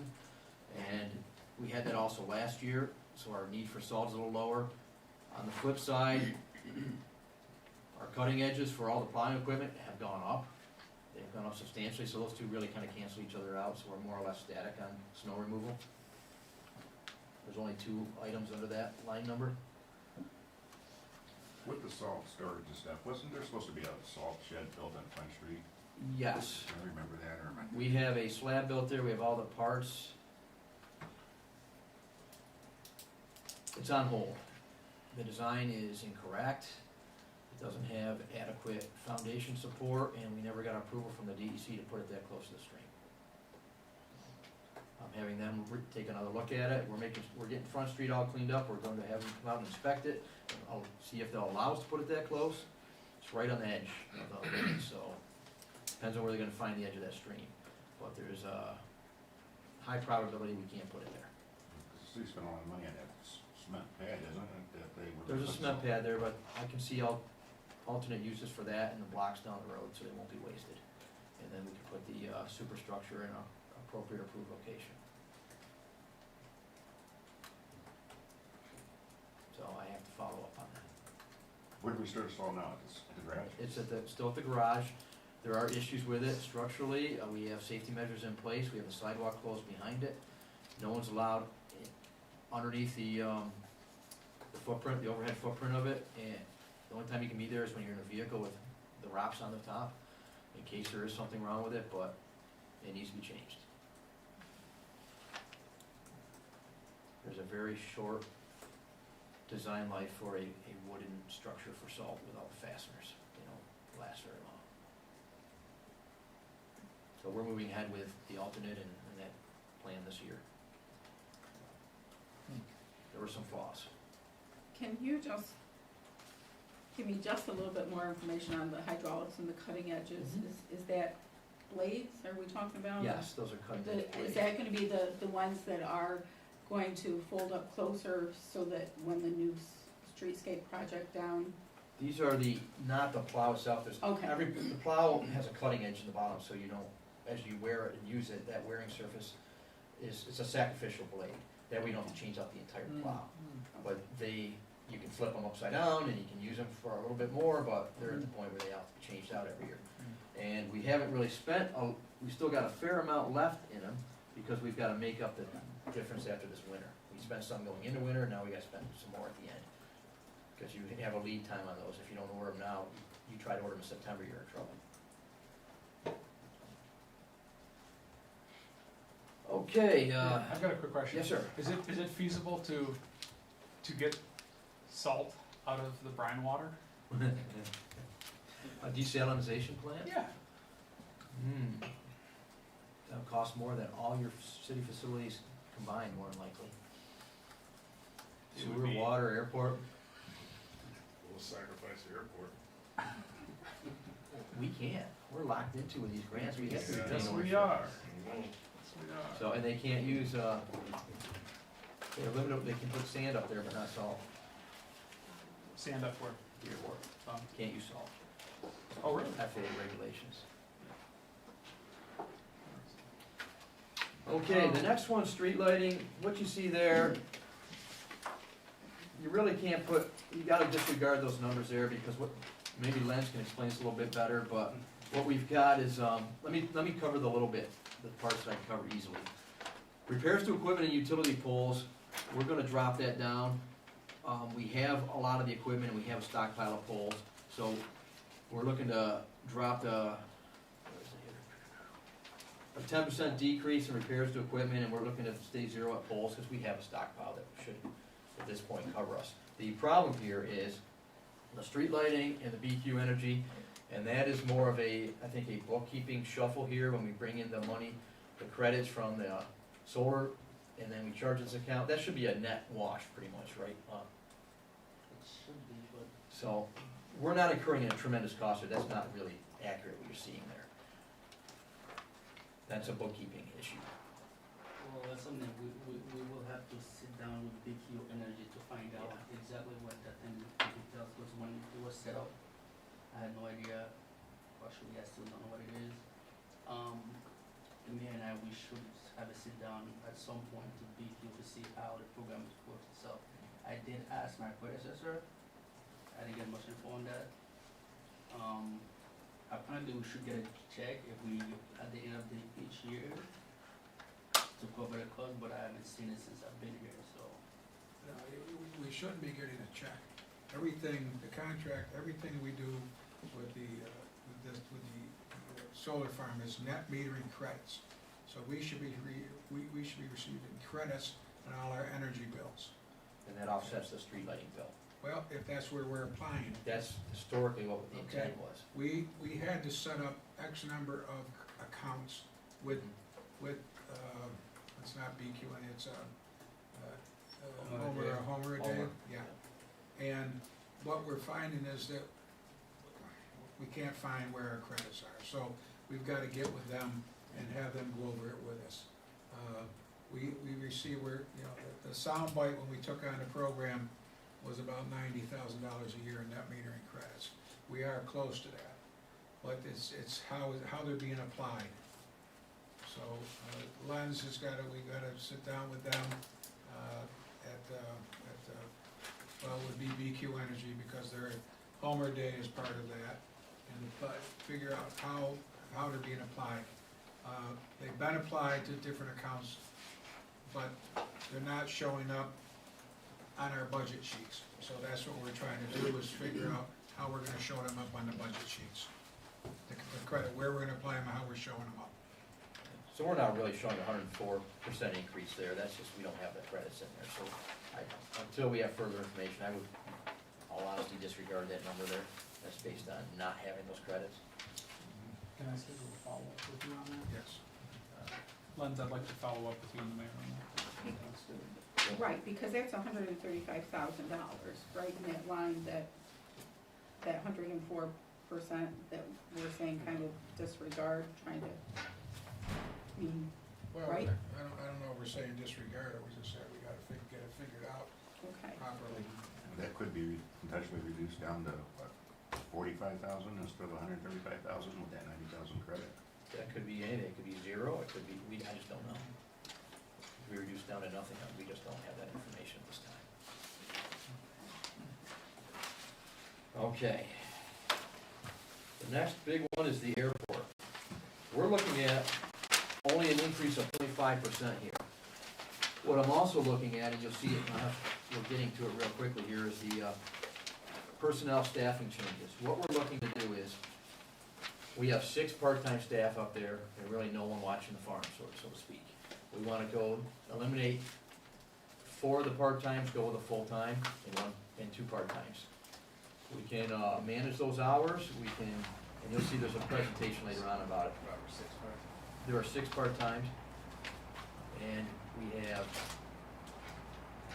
one of our part-time, who used to be the full-time there, he's giving indications, he's probably done this year, he's up there in age, he's been there since they started the airport, and he's pretty much indicating he's finished.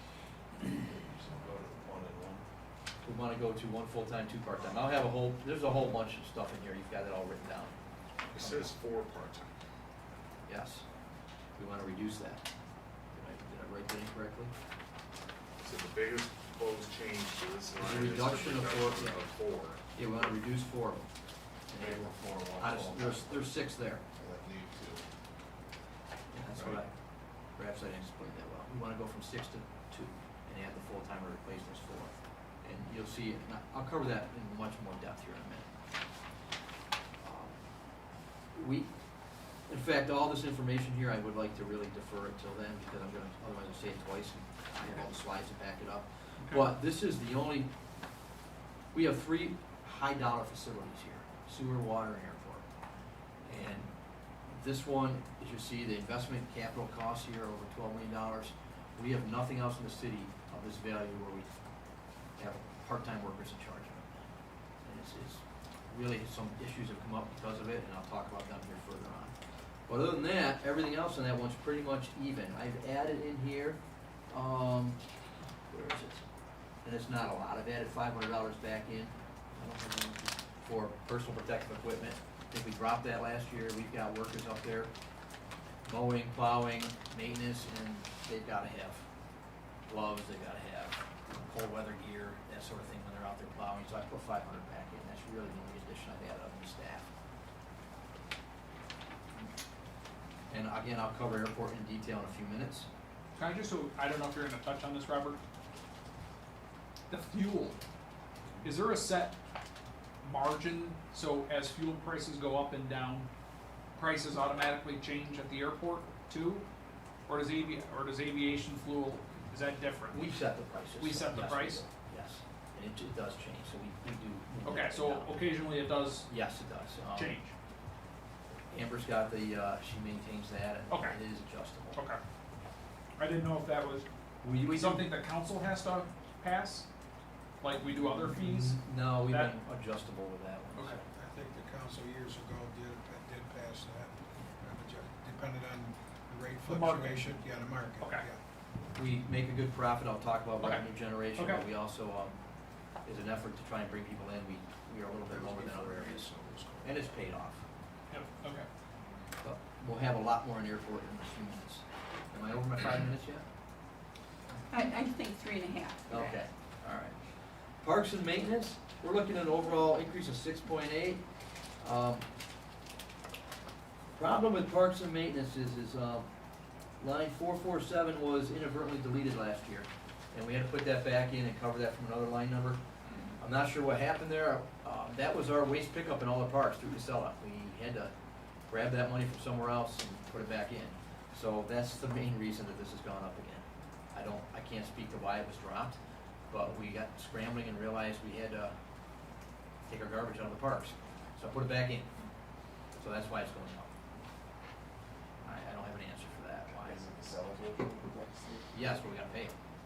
I thought the parks guys did it. They do. Parks guys pick it up, take it to a consolidated dump area in Gargoyle, and at that point, So Casella picked takes up it. by Casella's down there. On the backside of That's what I was asking, you just said Casella picks up the parks, that's why I was. Well, they pick up, it's park I got waste. you. I misspoke that. It's the parks waste. Our staff I'm with gathered. it. I don't know if you've been back there, it's one of the areas I plan to use those blocks if we can't use them, to rebuild that ramp. All right, stadium, we've got an 11.4% increase there, and that's mainly because of the building and ground repairs that are needed. Usage has come back up, I know we dropped off during the pandemic, the Oilers weren't there, everything's starting to come back. We're expecting the patrons and the events to grow each year, but it's also aging, and we have a need for repairs. One in particular is the press box, is in need of renovation or replacement, once we gotta take a hard look at it. So, stadium, we're looking 11.4. And it's, again, repairs to building and grounds. Is that 11.4? I checked them all, we should Did you spreadsheet. make some changes? Nope. Oh, what do you have, you got 11.8? I got a reduction instead of, No. I like lenses better. No. Let me check here, I got the 18.25. Right, okay, that was, because repair to building went down to 20,000 versus 22,5. hold on, I'm trying to see what you have up here. Lighting power is different. 18.16, yes, we've reduced that. You've got 71.5 up there for proposed budget request, right? I have 64.5. You have the 2023 at 81.10, but the 2023 was 57.9. So I'm trying to see what the difference is there. You had 18, 3, 5, 13, 10. Contracted service, you have 1,000. Hold on a minute, I'm just, well, the difference here appears to be, oh, no, we talked about this. This is where the lighting and power were combined in the wrong number, and we had to straighten that out. This is, here's the old budget, and here's the proposed. What's here is, for some reason in the past,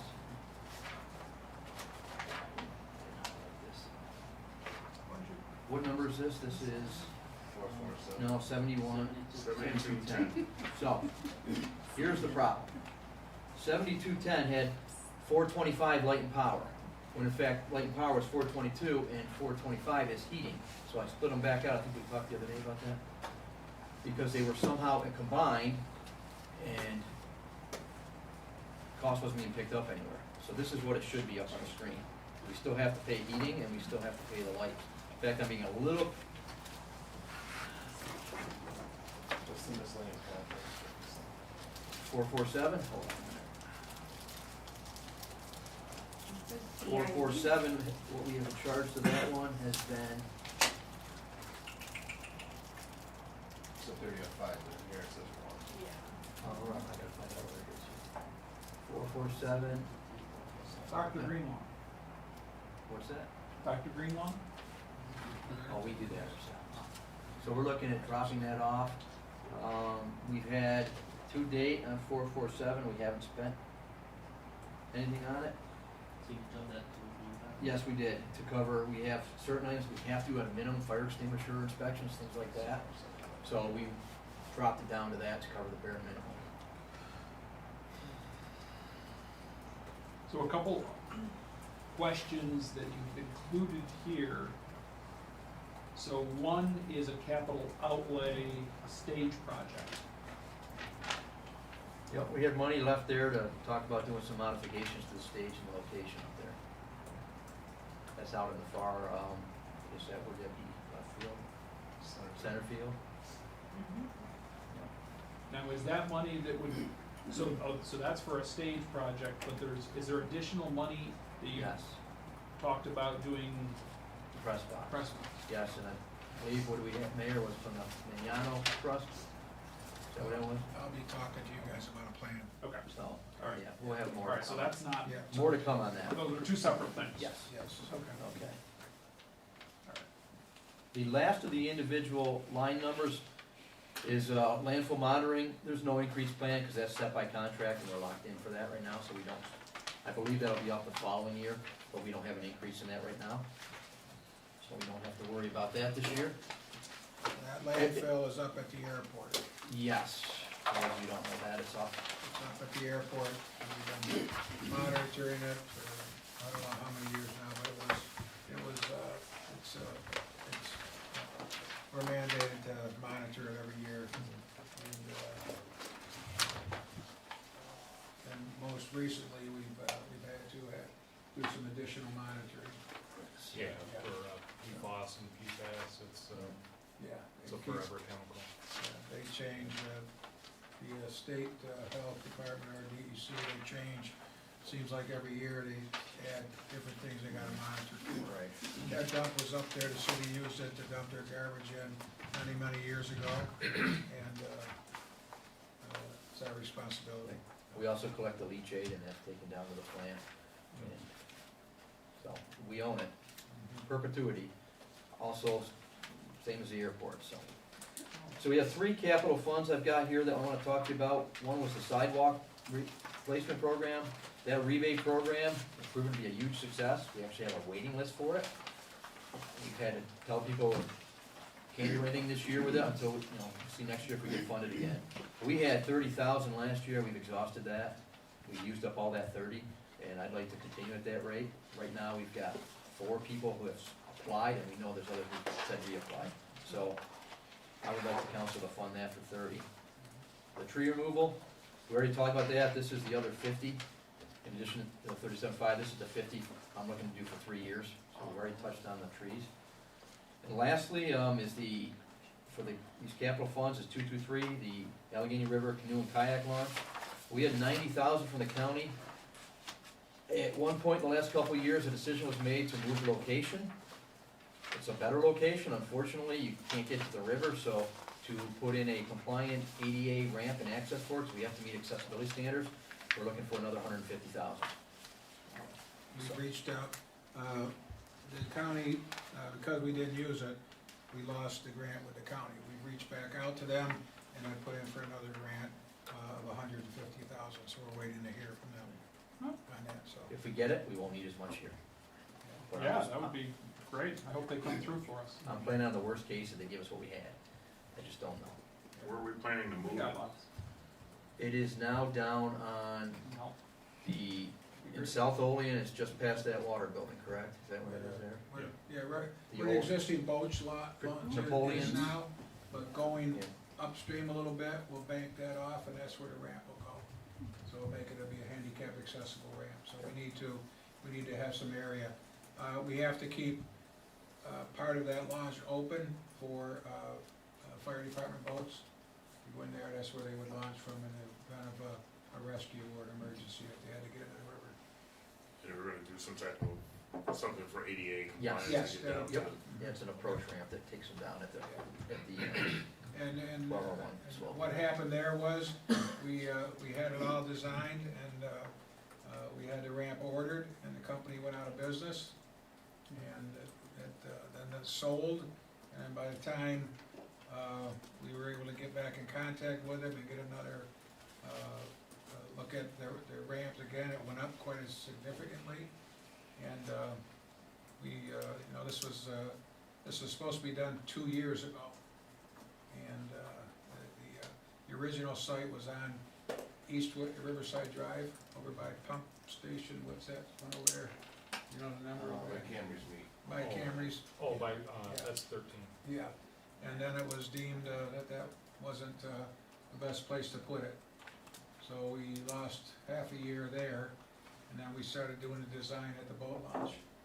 And we actually, county agreed that we could change the funding up to the boat launch. And I think you remember, we did a resolution on that. And then things happened and we didn't get it done, and the county said, we're gonna take the grant back, or we're canceling it, you have to reapply. So that's the stage we're at now. Thank you. Quick question, Robert, do you know, is that the capital outlay for the trees, is that something that we're gonna be talking about that's, oh, I see, DPW tree program? So that's not, are those outside of the budget? Yes. Okay, all right. So everything on the capital list, Bill, are outside of what your proposed budget is, correct? Sorry. We normally wait at the end to talk about capital projects. Yeah, To go to the budget That's fine. first and. well, you already talked about Yeah. it. But just for everyone's sake here, what monies that Robert's talking about, like $50,000 set aside for the tree, that is outside of Yeah, outside the budget. proposed budget? Yeah. That's extra? Okay. Just wanna clarify. that. All right, I'm gonna cover that last bullet at the end. I'm gonna jump now to our, if you go to the presentation here, the new full-time employees. What I wanna start with is the airport and the reason why, and give you a little bit more detail. This airport's a critical asset for this region. It's used heavily, we get a lot of notable persons here, we get congressmen here, we got corporate executives, we got a lot of clubs around here, so it has its use. We are locked into it because of all the grant money's been spent, and we can't pass it on to the county, and this is ours, and we've got it. It's open 24 hours a day, 365 days a year, we're averaging over 500 inbound flights annually. For a small airport, that's quite a lot. And we generate, the last 2 years, averaged out $172,500 in revenue. That's counting the fuel sales, that's counting the T hangar rentals, the main hangar rentals. So we've got a substantial revenue stream coming from it. What's the delta? What's the difference, revenues versus expenses up there? I'd have to calculate that, I don't have that. Do you have that, Lens? I can get it. On the budget, it says 208. Yeah. I mean, I haven't sat- It says 208. Yeah, I haven't looked at the percentage. Is that what you're asking? Yeah, I'm just revenues versus expenses. I So don't- you have to According go to this, back it says to the airport. 208, man. Is that the proposed? Yeah, that's the proposed. Okay, 208 and cost? 871. 208, 871 to be exact, and then he's saying that it ranked in 172.5. Right. 170. Above So, and beyond I that, haven't- 208? What's that?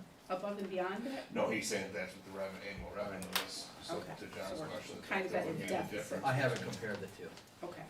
Well, if you're saying, I go back and look, that's actually one of our better ones. Usually we don't make a profit. On No, right. services we provide, so. When we first started trying to improve things at the airport, I wanna say we had a deficit of 100,000 or more between cost versus revenues. Right. So I'm not saying we're gonna make a profit, but 36,371. So, in the last 2 years, we averaged 170, what'd I say here? 172.5? Yes. And last year was 208 roughly, so we're doing okay. Okay. I mean, in the big picture, that's not losing much compared, I mean, we're not in to make money, so I'm actually quite happy no, with that. we're doing well. So what we have at the airport right now is 6 part-time employees, and one of them right now, flip to my notes here, just to let you know what we're expecting out of these employees up there. All right. The part-timer is acting as our senior maintainer, makes $20 an hour. We've got two of them that make $14.50, and the other four make, or the other, three make $14.20, which is minimum wage. So we've got 5 of them at minimum wage or just a few cents above, with probably the most responsibility for a minimum wage job you're gonna have out there. They're running an airport. They have to be compliant with FAA regs. They have to provide fueling. They gotta keep it cleared, and we're having them work for minimum wage. We'd like to bring this back up on par of their level of responsibility where it should be. It's the only, like I said before, the only city facility this size, and we don't have anyone watching the show. So I'd like to reduce it to 2 of them, 2 part-time to 650 hours each and the 1 full-time. What that will do for us is help us provide better security, better accountability on the budget, on the O&M costs or operation and maintenance. It'll allow us to have someone out there who can better market this, increase revenue generation. What's that? Oh, I'm sorry. There's numerous benefits to this. I've got some, Started it. I've got some numbers here to share with you, and I wanna qualify that these are based on an older valuation. But this airport right now, total asset value, what's that? So he was reaching for a sanitizer. Oh. There's two- Yes, sir. Sorry to cut you off a bit. Go ahead. If you turn behind your turn, that's last year, total expenditures for last year, we spent that much, 174. Yeah. 174. Yes, and the revenue was, I think, 130, if I'm not mistaken. Bear with me. Yeah, I'm not sure if the fuel is in that one. Is that just T-hanger rentals? Yes, it's actually here. Capital revenue, we budgeted 130, but we picked up 180. Yeah. And I took the last 2 years and averaged that. That's why I said it was 172.5, because we were lower the year before. That wasn't the fuel. Yes, that's the fuel and T-hanger rentals, if it's 180, yes. So I just did an average of the two, trying to get a little bit more evened out. So if you average the 2 expenditures for those 2 years, and then compare it to the 2 revenues, you know, we're within, What was the cost you just showed me? The expenditures? Yeah. 175. 172 versus 180. Revenues you said was 174. no, it's 180 revenues. Revenue was 180, Yeah, you if said. that's right. Yeah. This is the expenditure right here, 174, 280. So we made money? I mean, you know, it broke even? I said we broke even, yeah, we're not losing here. But we had It goes up and down though. We had a boost from the county though, they gave us some money was it last year, was it 85? That's last year, at the beginning? Does that include the revenue the county gives us? I'm pretty sure it did. So that 180 is part of the county money included. That should have gone into capital projects, to look at what the county gives us. I don't know where that goes. We might need to look into that. I don't know. Capital fund for airport, we have, I can discuss that here. The capital fund for an airport, yeah, let's go for, I think that's 188. It's No, 146. 146, yep, that's correct. Can you double check that, Lens, for us? Yes. So, Make a note of that and How get back to us. many hours do these things work now? oh, I see you say 2 at Hold on a 650 second. hours each, but how much, hold on a sec. or what's the total man hours at the airport, right?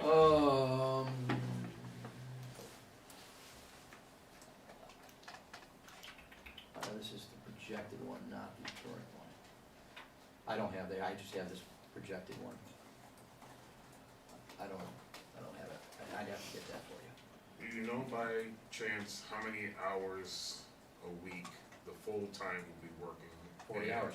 40 hours. Yes, sir. And then the 2 part-timers will be working, They have 650, which means, they'll get $325 each? no, No, 650. 650 each. 650 each. 650 They're spread getting- across. Oh, they're getting 13 or 650 14 each. hours a week, is that what you're? That's what it works out to be.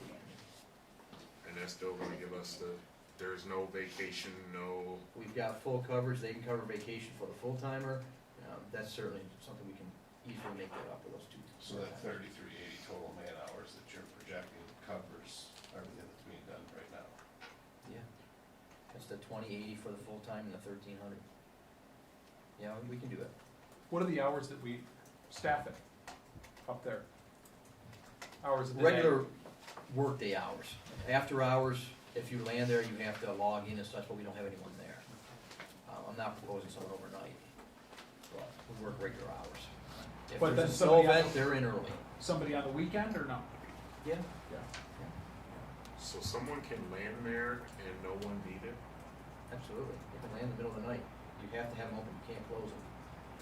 And the way it works is if you're flying, on your handset, you double click on them, it turns on all the runway lights, or they're typically right on the steering wheel. And then if they fly over their proximity, when the range will turn on the runway lights, they can land, but they're supposed to go and log in. Are there people not logging in? I guess that would be illicit activity. The fuel is credit card, they have to put a credit card in to get fuel. Did go to the capital project, the 85,000 from the county. It goes into 146? 12/31/2021, we received that one. Okay. That was last year. So that went into the capital project Capital funds? project 146. 146, yeah. Okay. Thank you, Liz. So, 6,000. I'd like to I'd validate that. Yeah. Bill? I'd like to validate that, Mayor. The airport made some money? I'd like to validate that. First time I've ever heard they made money. That's the first, Well, we're doing something right I'm gonna then. tell you right now, we've got some, we got one employee up there who is really a go-getter and is all on board for fundraisers and all kinds of drives and different things they've done up there. I think they used to have even a race up there at one point. You could take your hot rod if you were, the car club, they took their cars up there, they would, run, open them up. And, She's, yeah, so. she's done a lot to increase the, public awareness of it and to encourage people to come fly there and buy the gas, because we make our money on the gas, not the hangers. Right. So that's something, Robert, that going to this, with your pitch, I mean, it sounds feasible, and it sounds, I mean, the way you presented it, but I think JR makes a good point. You're going from 6 people down to 3 people, be it one is full-time, is that truly, that's feasible, that's doable, and still be able to achieve the same output from those Absolutely. individuals? And then number 2, and this is, I guess, it's gotta be the right person. Yes, you You know. have to meet civil service standards, Sure. which will narrow the pool down. But it also has to have some sort of airport management or at Absolutely. least some sort of, right, because We we're have- looking for this person, like you said, Yes. to have marketing experience, to be able to have, probably budgetary or, Sure. We have an employee right now who's part-time, who has a prior airport experience that would qualify. First, it'll have to be posted internally, and I doubt we have anyone internally full-time who can meet it. Then we would go outside, and I know if one of these employees will meet those civil service requirements. Do you have it figured out what, Yeah, go. Yeah. do you have it figured out what the cost differential is? I mean, what are we paying right now for 6 part-time people? And what are you proposing? If you go back to the breakdown sheets we had for airport, you can see it's on the last page I gave you here, so look at, we budgeted 65 last time, we're looking at 76,471. So we're looking at a slight increase, it's 11,471. But we've also managed to decrease a lot of other things to offset this. See, right now we're paying $65K for employees, and you're asking for 76. Correct. And I've also, you see, look farther down, I dropped considerably, like buildings and grounds, I dropped that because we got a capital project about to take place, going to design, that's gonna lessen the need for those. We also have, contracted services, and we've contracted a lot of the mowing up there when we don't have availability for it, that the full-time person can handle. There's several items we've dropped here. Does this include the benefits that they would receive, full-timers might receive? That's what I was gonna ask, because it Yeah. seems like a very slim margin That is our, with the fringe. that number Fringe, comes out of our contract, that's what we pay. That's what Okay. they're compensated, that's based on that. Okay, so fringe is all included in there. I don't believe Now, that, no. fringe benefits come out of a different Yeah, I fund, don't believe that's here, so that would have to be weighed into. yes. Okay, because I was gonna say we were awfully tight with me figuring out a number with that. Fringe benefits are about another 33%, isn't it? I guess I don't once know before, where it is. you told us what fringe was calculated. It out, Yeah. So, yeah, they take, Yeah, you can send that single email. yeah, this is my email out. per person or family. We used to have a full-timer up there, and this is all anecdotal, that I don't have any data at this point, but we've had, our maintenance costs have supposedly gone up. We've had a lot of other issues out there that we could possibly attribute to lack of a good manager on site, or training of the personnel up there, how they operate the equipment, how they take care of it.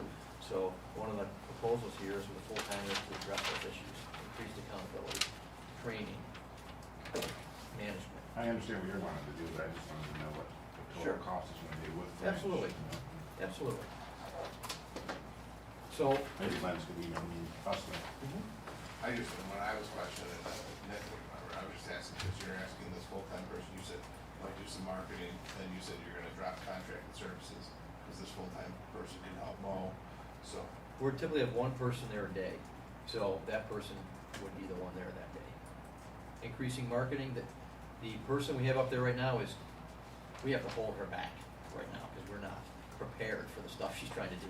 So once she gets more support, she can certainly accomplish this during her day. She's already accomplished so much more if she ends up with that person.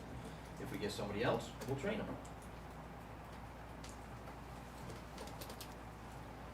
So, just to give you an overview of what this airport is as far as the asset value, total value right now is about $12.2 million. That's 5.4 almost in the capital asset value, plus we're looking in the next 5 years to invest 6.8 million. If you go to slides 5 through 7, we'll break that down. I do want to caveat that this is based on the most recent city valuation IAC conducted in May of 14. So we're looking at 9 years ago. On slide 5, you're looking at the different assets, the hangar, the main hangar, the 2 T hangars, and the fueling station. Now, that valuation for the fueling station and the equipment in the main hangar aren't necessarily accurate. So we've had a significant investment in equipment since then. It says $318,000. It's probably closer to $1 million at this point, but I don't have that information. And then I took that 4.64 and adjusted it with CPI, cost consumer price index for 23 value, to come out with 5.385. In reality, that could be as high as 6 or 7. I wouldn't know if we had a new evaluation. Slide 6 is a breakdown of where that capital came from, and it comes from 2 parts. It's coming from the total expenditures we have to date or in the pipeline right now at $4.179 million. You can see them listed there. That's the runway rehabs, the taxiway, that is various other small projects, and then slide 7 are the ones we're about to go into, which is $2.646 million.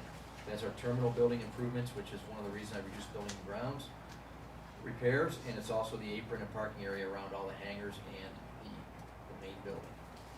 And that, by the way, I'm about to touch on here coming up, is funded by the FAA. We front the money, we pay for it, they reimburse us, similar to our CHIPS program. So this doesn't cost us anything. What it does do is it locks us in for X amount of years that we still have to maintain and keep the airport open, which is why we're never gonna be able to pass it off or close it because of all these previous projects. So, slide, yes, sir. Is there, and so in the capital projects that we have coming up, none of them are for new hangars, correct? No, that hasn't even brought up Okay, yet. all right. We do need to replace one of them. I'm not sure what I had for the year on here. 1960. Yeah, it's terrible. Yeah. It's a dungeon, it's horrible. Now, we build a new one, it'd be a better facility, Yep. could put our rates up a little bit. Yep. Probably gonna be a long ROI on that, the payback's gonna be long. But it's not what you would expect out of a first-class airport at this point. We do need to address that down the road. We didn't put it in this one because working with our consultants who put together the package for us, they said, you're not likely to get that one. You focus on these other ones that are more important, They don't fund, FAA doesn't like to fund hangars? it's a lot lower priority. Yeah. They figured we'd have a better shot of getting these. Then at the very least, are we keeping it But we're going, maintaining, yeah. we're maintaining? Yeah, and that's another issue too. Well, any maintenance there now is done remotely from down here in the city. We send somebody up when there's a problem. Right. Having someone there full-time, a senior airport Yeah, maintainer up there, Yeah. he can take care of this. okay. Slide 8 was a summary of what we already talked about, minus the fringe, Dave. Slide 9 is showing you, yes, it's going up, but I'm showing you where we're taking it down and how we achieve the 0.5%. And slide 10 was a list of what we see is the benefits here. The accountability up there is the biggest one. Keeping us on budget, keeping stuff up and running, providing oversight. That CADX is our capital expansion program, that's the FA program. Having someone there, it's been fantastic having Bruce Crandall there, because he has been there forever, and he knows what to look for when they're doing it, but he is giving indications he's going to be leaving. So, we do need to have someone up there who has airport experience, who can help oversee that and be our eyes on the ground as we put all this money into place. Next is the engineering division, FTE. This one's a lot shorter because this math is a lot simpler. Slide 12, you see our current staffing level, a 26 and a 13. We're spending, okay, let me caveat this here too. We're spending $29,290 for Dave Crandall's position. Ally's is the 56.3, that, what time this was written, had not been split back out. That's getting corrected, and that already was corrected. That was supposed to be split between sewer, water, and general, so you're seeing the full one. Over on the right in parentheses, I put you where Dave Crandall is, if he's not split out. So that's the overall cost of the city, but in reality, we're paying $29,200 for him, and a third of that 56 for Ally. What I'm proposing is that civil engineer pay grade 16, which would be 19.8, again, Dave minus the fringe there, that just under 20,000 increase. What I see to gain by this, if you go to slide 13, these are the projects we have coming up in the next couple of years. Chips paving is annual, we're looking at 2.18 million for this next year. It's 3 3/4 miles that we're doing in the city. Then we have 16 active projects that are going on, or about to go on in the next 2 years. For those 2-year projects, that's in excess of $10 million. If you go to slide 14, I'll give you an example of where this is gonna benefit us. The summary is there, plus you're gonna see a 28% C&I rate, construction inspection. That is oversight on the ground to have an engineer to look at, inspect it, to make sure we're getting what we paid for. We're reducing change orders, we're reducing cost overruns, and we're getting a quality product that meets the standard specs that we have set out there. That example I'll give you is for South Union Street. We just got a proposed construction inspection change order for that project, for that small part of there. They wanted $488,800. That's almost $500,000 for 2 individuals to inspect that. I'm looking for $20,000 for someone to inspect that, plus can inspect all the others.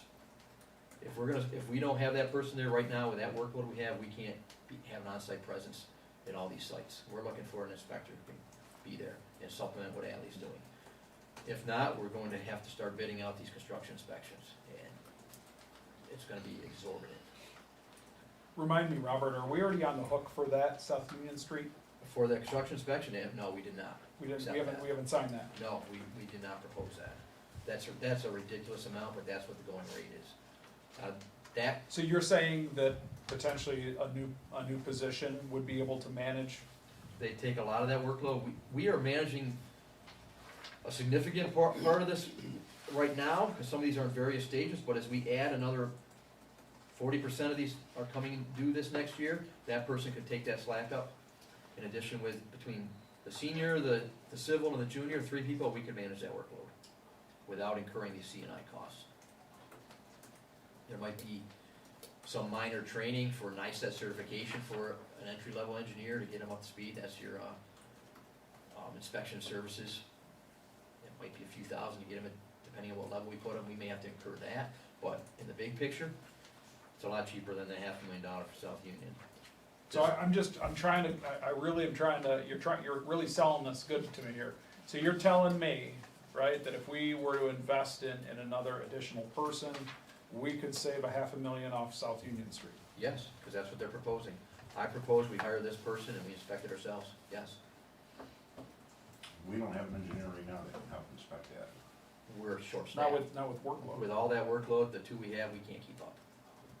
We've got like 5 major streets. We're getting rapidly behind. We've got East State Street, South Union, West State Street coming.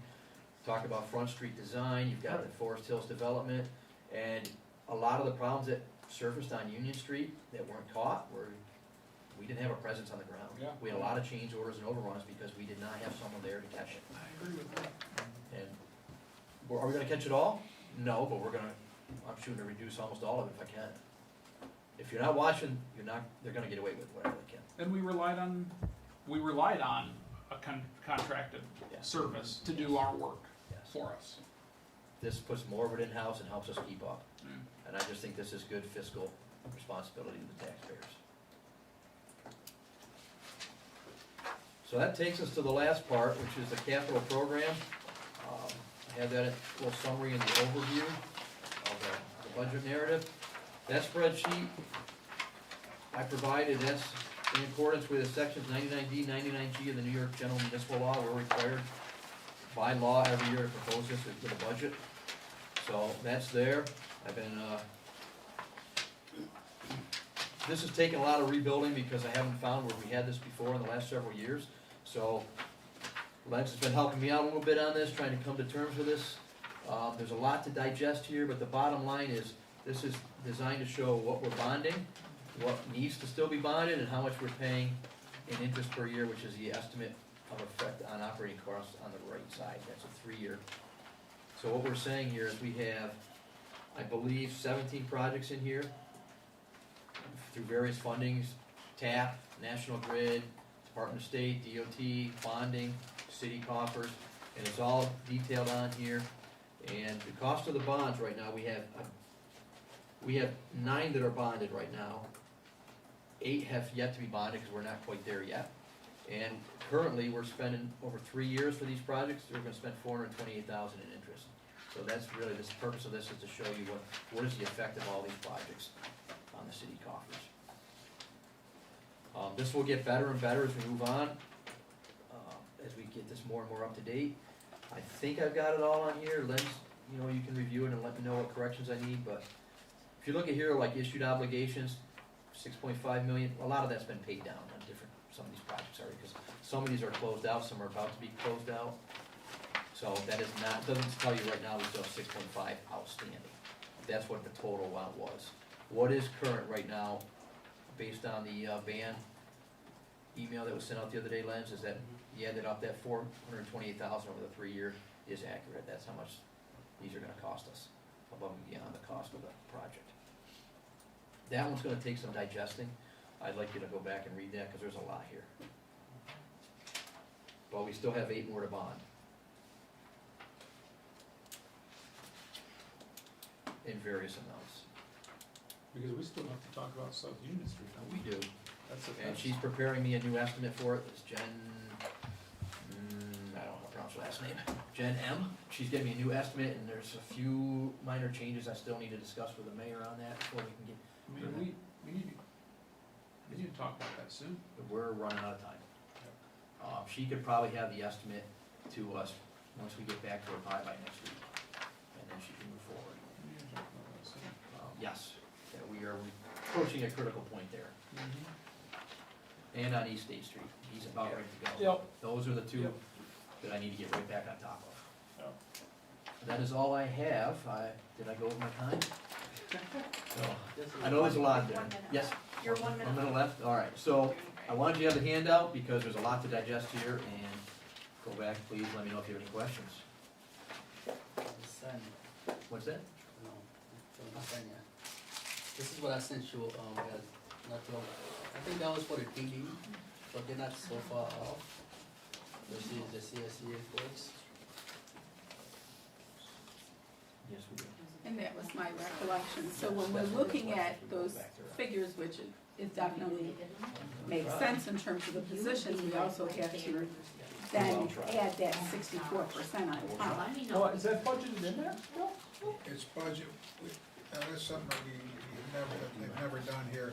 It's not budgeted in individual departments, it's budgeted under It's benefits, special items. under the assessor's office. Oh, really? Yeah, So how do we then know the true cost of each department then? Because those costs are incurred per department. Where is it, where does all those costs roll up, Lens? In the what lot, what? Is there, there's just like I was a, looking under the summary. Employee benefits. he's got, Oh, in a oh, separate complete line. yeah, yeah, it's the Okay. 900, let's yeah, go over that Yeah. tomorrow night, yep, all Okay. that, yep, employee benefits, all that, yep, okay. there you go. All right, So, I have just one. Yes, sir. You done? I am done. It's up to I you just and have Brad one next. thing. I got the annual letter from Dr. Watkins about the mosquito spraying. If we are willing, if we want to participate again this year now, for those of you who know, over the last several years, we used to budget $15,000. And we took that out of the budget, so that if we do spray for mosquitoes, we will take it out of the bill will come out of the contingency fund. But yes, I have to get this back into them so that they know that we're either gonna participate or we're not. If we don't participate, and we have a bad year of mosquitoes, you all are gonna hear it, so. we'll say it's the we'll say the mayor decided it. Just read it up to like you. That's fine. Do you need our verbal? I just need that the council's okay with me Yeah. signing this and sending it in. So, everybody okay with that? Thank you. Yes. All right, then I'll go back in. All right, then at this point, I will turn it over to Brad. Would you like to come over here, Brad? I can move back. You wanna keep going tonight? It's up to you. I'm good. I think we- Everybody, Well, Brad sat through this. What's that? you're gonna be a couple of hours? I hope not. Huh? I mean, I'm sure it'll be, it all depends on how many questions you have. All right, go for it, I Brad. mean, I can hand it out and cover it tomorrow. Go for it. No, go for it. You're here. Do you wanna come over here, Brad? Yeah. You're here. Yeah. You're here.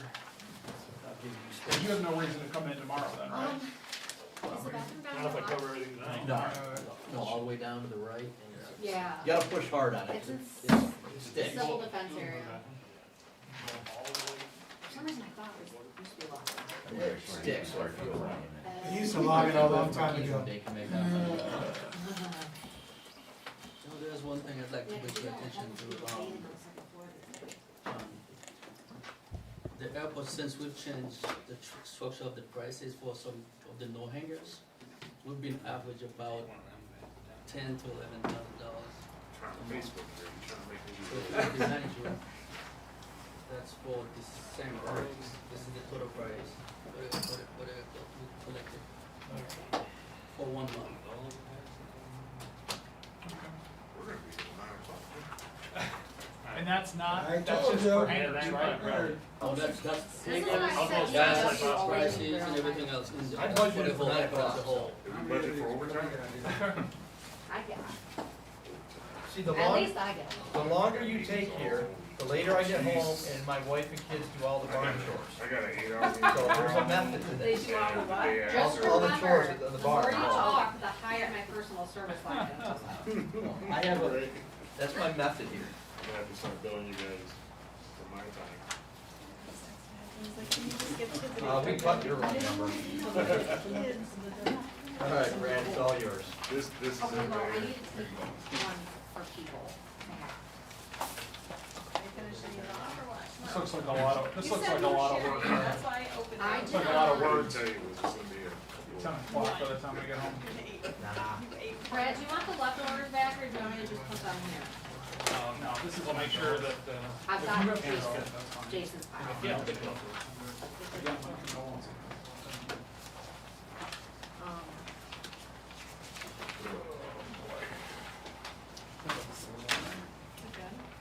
Can I go for this resolution this year? I always mess it up. Yeah, no dinner was. And then it's a thing, Zebra go cake? twice. I cannot eat dinner and dessert things. Brad, you want a zebra cake? I'm good. No, I'm bringing 6 tomorrow. I gotta grab So you that. can have some sticks. I still have the Christmas tree cakes Sign it. Huh? What kind of in sticks? my closet upstairs. Oh. George will be very I was thankful for gonna that, bring I'm sure. jerky that my husband made, so I should have gotten that out, we could have really had dinner. Was it all the way down to the right or what? I don't know, I just used a garbage can. It's like a bin. Go through that last room, and there's a hallway on the right that's open, it's the first door on the right, not the Go through the bunker, Dave. bunker. Yeah. Second one, make sure we ordered dinner. Yeah, just don't ever be down there when I like ate George dinner shuts all the before. lights off. Someone from Edwards, that's 1 o'clock this morning. Yeah. I had a Not all of nice us are on steak- I had a spring nice break. big T-bone steak. Are you on spring break? Yeah. Did you see these both home? Those are yours. I had 2 protein drinks. Although, you know, when Adam Jester was council president, and I know you've heard it every year, Just. This morning. he always bought us pizza. Every year. Mm-hmm. I think our council president needs to step up. Sorry, John. Some. Shot across the bow there. Look what I've said. Dave brought pizza last year. I'd rather eat pizza Oh, than yeah, Dave did Whopper or bring something. pizza last He year. did bring pizza last That's year. right, I remember. At least they're not those things. We got 30 minutes, Zebra right? cakes. Okay. I brought those. I know, but they're. If you order pizza, I'll give you 45. Don't they give you stomach ache? Pizza's Killing okay. me. No, I can't eat pizza either. but Killing me. I love pizza. Are you gluten free? No, I'm not. Just, I've got gluten free His gummies. body look gluten that free. doesn't even look fun. Always talking about they get this sexy body eating vegetables. Right, Mayor? That's right. I'm not overweight, I'm just too short. Should be 9'6". I'm gonna use that one. According to my doctor, I should be 9 According to the chart behind the scale, I should be 9'6" and a half. I just stopped going to the doctor, there you go. That works. Not really, I go routinely. Take the battery out, it's gonna stop working. So are we're waiting for Dave. We're past Dave's bedtime, sure is. They're taking a nap. Even if there's smoke break, I was I'll gonna say, tell you. even Oh, he back better there. not be, somebody go find him. There'll be He's none. checking his numbers. Yeah. I'm ready to go eat. It's creepy down there where the bathrooms are, like all the lights are off. Yeah, that's a dungeon. Yeah. We're gonna have to edit all Like if this you walk out. out of the bathroom and George just shut all the Is lights that where off. Doherty's Where I office is? just was, Brandon? No, it Where I just was? Yeah. Every light's on down there. is it? Is it? Take that budget down lower, turn some lights on. Well, I've seen some people walk by the police could be in the SWAT room. Quarter, Who knows? we still have, parking meters? Yeah. I thought we took them all out. No, no. That's what I want to talk about, I'll talk about that tomorrow night. Yeah. Put that on our list to do those. Jason, you're editing all of this out, right? Oh, I'm gonna keep this, this is good stuff, I'm keeping this in. So it's on record that I just want some pizza. Yeah, there you go. You bought some? Oh, you want some? You want some? I want some of them wings. Oh, they have the Get best. out of here. I didn't know that. They got very good ones. Their taco wings are For where? to die for. Oh, Taco well, wings? they told us Yes. taco, wait, they told us They taco told wings us, weren't yeah. good. Oh no, I Two love separate them. ones said they weren't good. Where's this? You got. They won you the got wing the- crawl the year they did the wing crawl. You got At one. Village What ones Green. did you get? Did you They're get like wings? Yeah. they're in a sauce. I got They're chicken on a dry rub and then they roll I it did in too. crushed I don't remember what they tomatoes were called. and I got salt. this thought they were something different Memphis, flavors. you got the Memphis, They yes. had some sort of like a rub on. And I got this, Has this dry rub. Axel. Yeah, okay. Okay, let's go, Brad. All right. Okay, Wanna start with sewer? sure. Absolutely.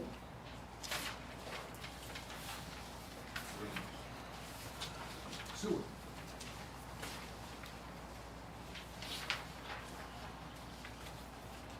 Time's up. See you tomorrow. Start with sewer maintenance, 100 line. That's a, personal services, that's a contractual item there, so that 40,000 is based on contract.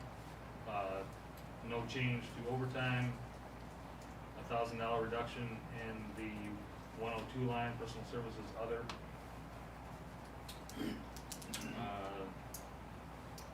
301 capital outlay, 250,000, there's no change there, that is the 250,000 minimum that we spend on sewer lining per year for the consent order through DEC.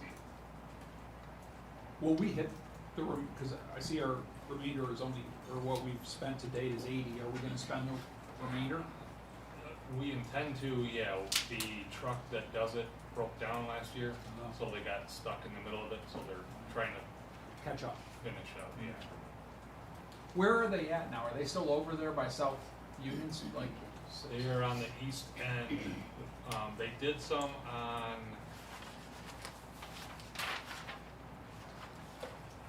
They're over at Fortis Park. yeah, they're oh, over they're there. over there. Who does it? That is Genesee Valley Construction.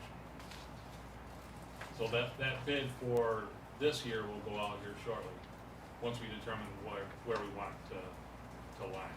Okay. So we try to do the wettest areas first and Yep. go on from there. No change in office supplies. Street resurfacing, I lowered that 10,000. That's just really tightening the belt. Looking at what we spent here, I think I can make that happen. That will be tough though. Can I just throw something back out there, Brett? Quick question relating that 250. There's nothing we could pull from the 250 that we're required to spend with regards to the problem over there by the Times Herald. Well, that would qualify, yeah. Would that qualify? Oh, if we lined it? Yeah. Oh, yeah. Okay. Okay. But that's not a line. It's not the repair that needs to be done. Right. But then if we went and followed up with a lining of that Lining under the creek. under the So, creek, exactly, yes. that might be a good opportunity. I wanna add that to next year's. Okay. So, Okay. I gotta get with engineering Okay. and get those, Cool. but yes, I intend to do that river crossing. Awesome. Gas and oil, that's up 5,000, that's based on usage, so in years past, you know, our gas pumps are new. So we can tell exactly how much every vehicle uses. So I need to get that report from Mark, but I believe that, 15,000 will do that. Uniforms and protective clothing, that's cut 1,000. Supplies, that was cut 8,000. That's based on our usage here, I believe that's another one of those, it's really tightening the belt, and I believe I can, at least for a year, get it to that level. Wow. You'll notice in all the water and sewer budgets, all the lines, I did what I had to do in order to keep it at a 2%, you know, increase. So you'll see some drastic changes like those 10,000, those 8,000s. It's just doing what we gotta do. Automotive repair, that's down 5,000. In that is, not included in that is the dump body for 39. You can see that price, 15.3 on the side there. We did make quite a few repairs to the fleet this year. You can see we spent 15,000 so far. That's all of our budget. So hopefully those repairs last more than a year. So that's why that reduction there. Contracted services, that's down 10. You can see that we haven't used much there. I know there's a few things that come out of that, and it's one of those, you know, you make 1 or 2 payments a year. We just haven't done those so far yet this year. But cutting that, I believe we can get by with the 25. The IT restricted fund, that increase of 5,931, that's all driven by IT for the server. And no change in travel training, that remains at 1,000. So Brad, where are you gonna put the 15.3 for the, dump truck body? That's in the Is that capital, where we're yeah. gonna-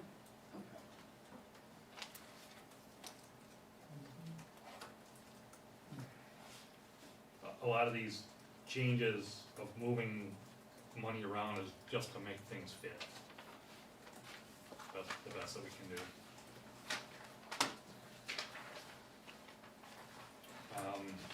any questions in sewer maintenance before we move to treatment?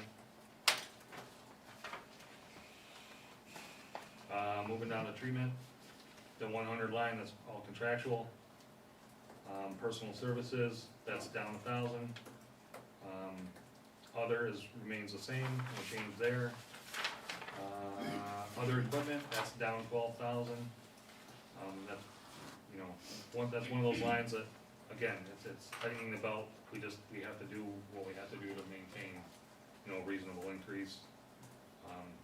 And you'll see as we get down farther where a lot of our funds need to go, to pay for things like chemicals. Moving down to office supplies, no change there. Gas and oil, that's up 8,000. 7,000 is not enough to pay for the gas and that division uses. Uniforms and protective clothing, 6,000, no change there. Books and manuals, 500, no change there. No change in janitorial supplies. I think originally we had 5,000 in there, but I changed that to 4. The chemicals and lab supplies, that's at 100,000, that's up 20,000. You know, from my talk earlier, that chemical costs went up 48% on average last year. That crushed us. And, you know, that's why I had to come to you guys for contingency funds to pay for those chemicals. Telephone is up 4,000. If you look at the prior year's trends, and what we've used, I'm just concerned saying that 5,000 is gonna get us through, because I think there's some expenses in there. Especially with communications going cellular, that's a little bit more expensive. Also, we added cellular to the new pump station over on Yeah, a lot of these stations are going cellular. You know, you don't have to have a tower and things like that. It's just, it seems to be the way things are going. Light and power, no real change there. Fuel for heating, no change there. Equipment and property repairs, no change. Repairs to buildings and grounds, that's a reduction of 5,000. Repairs to automotive equipment, that's also reduced just based on our usage, prior usage and what we've used so far. We have made some repairs to the fleet there in recent years, and we do have some new vehicles coming hopefully soon. We should have the back on at some point in time. We should have a 450 here pretty soon. Contracted services, that's up 20,000. You'll see that's legal services, intermunicipal agreements. So we have sewer agreements with the towns and bordering villages and towns, which we need to re-up contracts so you can see those legal services there. And travel, training, and education is up 1,000. We have 3 new employees that we need to have trained there, and also including myself, which I never increased any of the travel training in any of those lines to cover my own training when I left there. Dues and some subscriptions, no change there. So I do have a question on this BQ Energy. Is that the same kind of issue that we had on the other one, just trying to figure out where it is? Yes. Okay. Yeah. So BQ Energy is impacting all of the light and power budget lines. Okay. Yeah. Alright.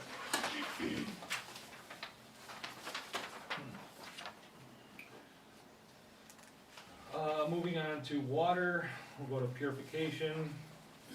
Again, that 100 line is all contractual. The 101 line, the overtime, I have that at 7,000, that's a $100 increase. Personal services stays the same. Equipment is down 10,000. Again, that's just moving some money around to try to make everything fit. I think it's one of those things that we're just gonna have to live with. essentially. We spent 37,000 so far this year. I think we can live with 40. Capital outlay went from 80 to nothing. It just, we just can't fit it. So that line going to zero, you'll see that in water and sewer, the capital talks are kind of key. Everything went from that line to there. Right, is that the same on that last one, the Buffalo Street pump station, when that 56.8 came up?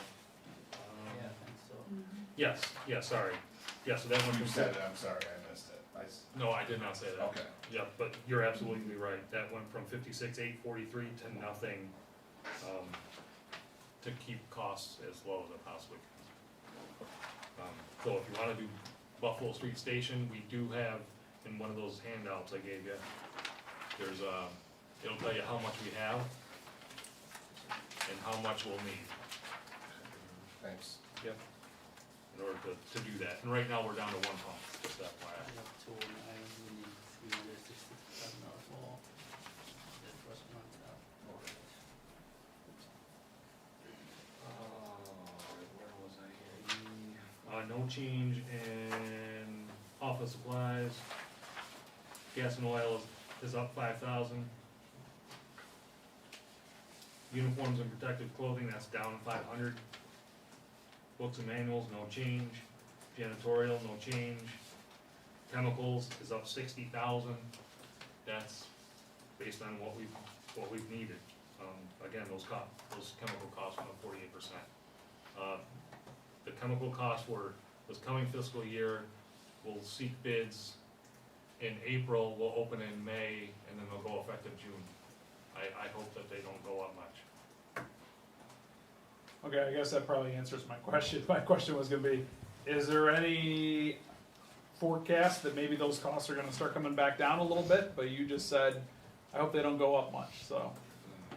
Right. I mean, if they stay the same, that's a victory. Could they come back down? Maybe, but I doubt it, just with trucking. Jeez. Yeah. I mean, we were totally blindsided by the 48%. It was just, it was crazy.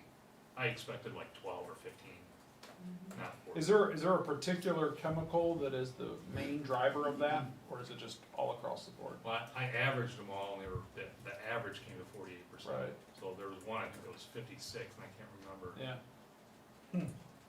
Jeez. Back out of that side, on the sewer side, you only raised it 20%. Sorry, what? Well, here you have it figured in about that 48% increase. 1 to 160, right? Oh, yeah. But on the back on the sewer one, you only have it raised 20%. Right, just because the ratio, That's what they I was use asking. more chemicals. That's what I was asking, that's. Yeah, filter uses more chemicals than sewer.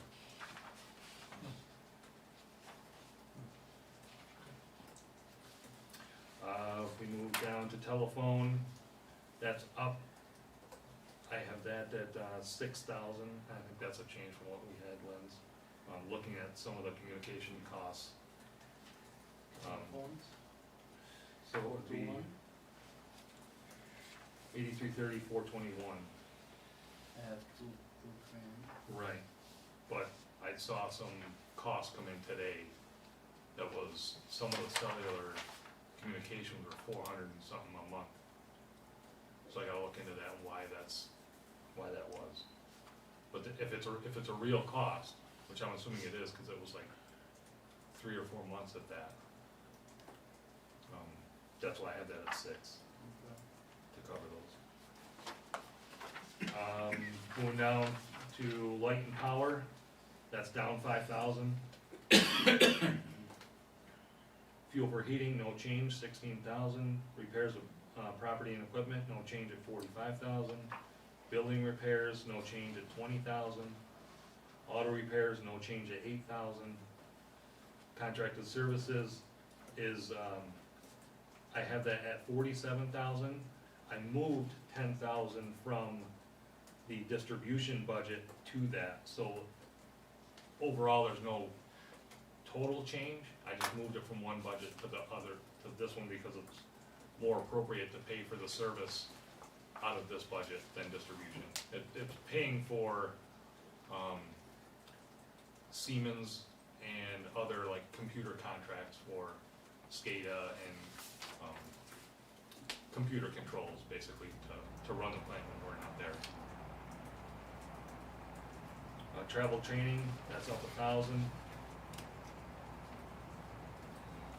Dues and subscription, no change. Lab testing, no change. And that's all for purification.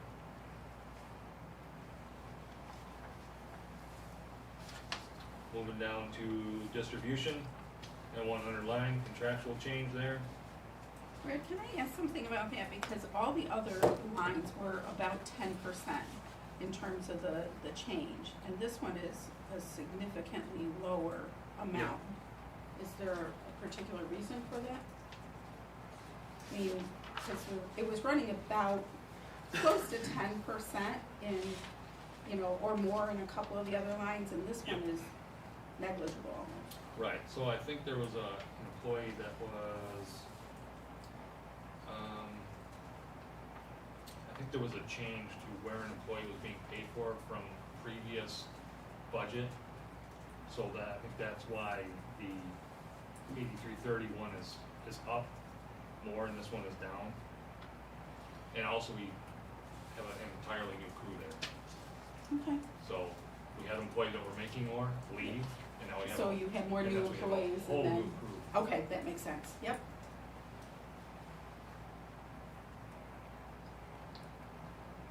Well, we saved money, but we lost experience.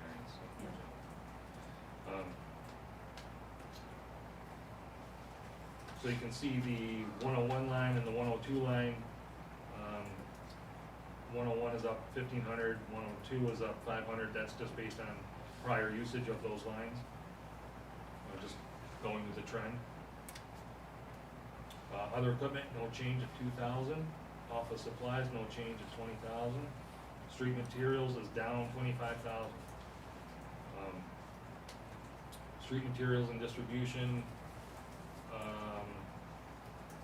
I'm hoping that we can bring it in at 40,000. We do have quite a bit of stockpile of materials. Of course, depending on how many breaks we have and how much the contractor does for our street repairs will kind of dictate on how much we spend. Those office supplies, that's for all the billing? Billing, yeah. So that pays for papers, postage, Yep. all of that. Yep. Where are we? Street materials. Gas and oil.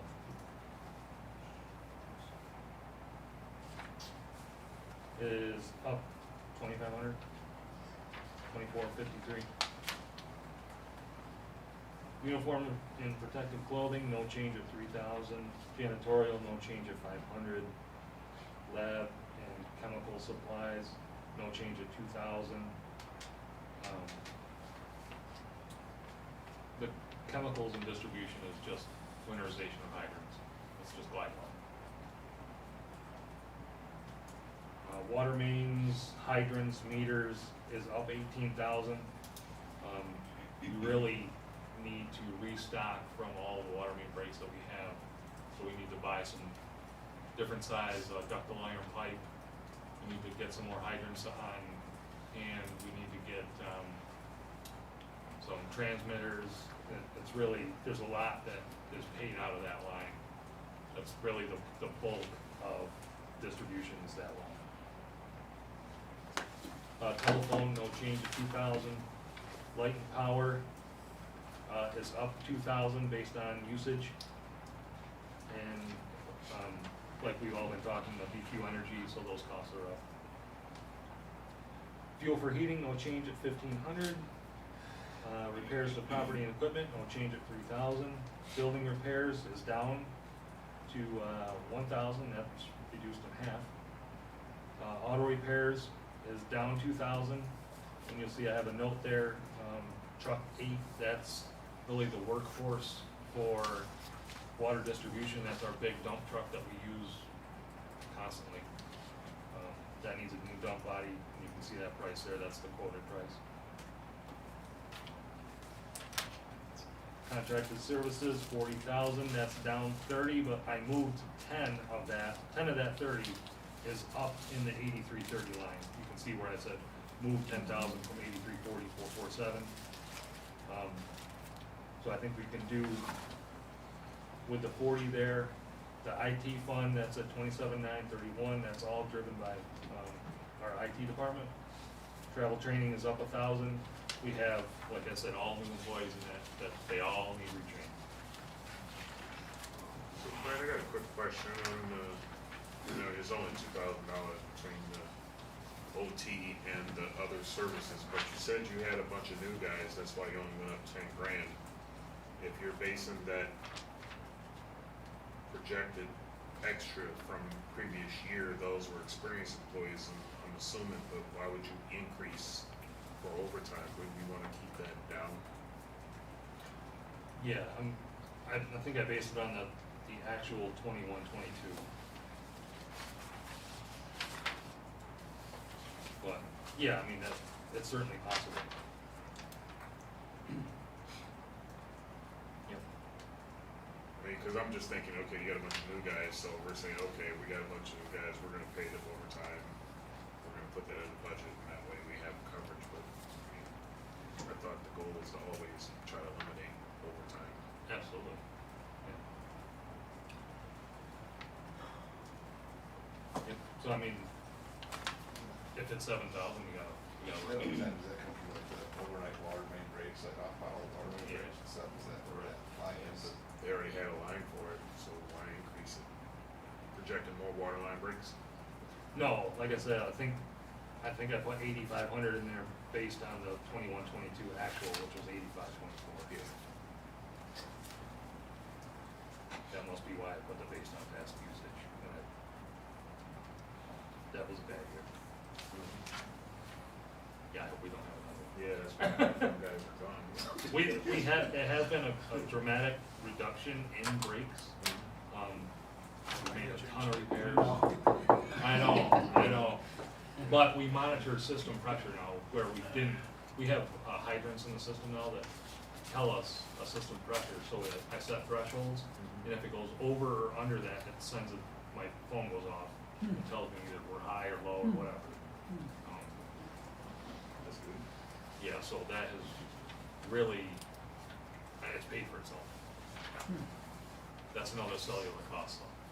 But we have 4 hydrants that have these monitors on there in each quadrant of the city. And I wanna get 2 more, one for up by the reservoir on Mount Herman and one more for the mini system at Stardust. Cause that's on an island itself. We ever get those towers up there cleaned or whatever you were, Not yet. no? The, We didn't fund that last year? Valve replacement. The reservoir valve replacement. Oh, wow. so I can't isolate one reservoir from the other. Right. I thought we did. I thought we did too, but we must not have.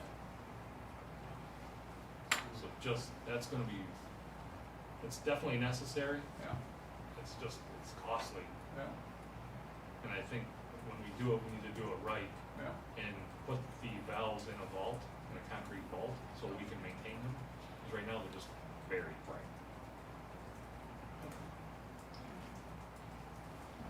Will we go over capitals another night? Oh, we can't do this, money.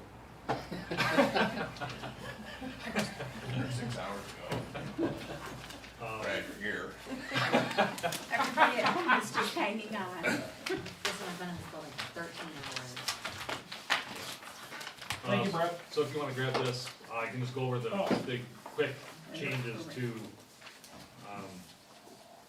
the rates and structures. So the rate's real easy, it's 2% across the board, water, sewer, and sprinkler. Sprinklers, we have not touched them annually in the past, it's like we ignore them for 5, 6, 7, 8 years, and then we say, oh yeah, we do have sprinklers, and then we double it.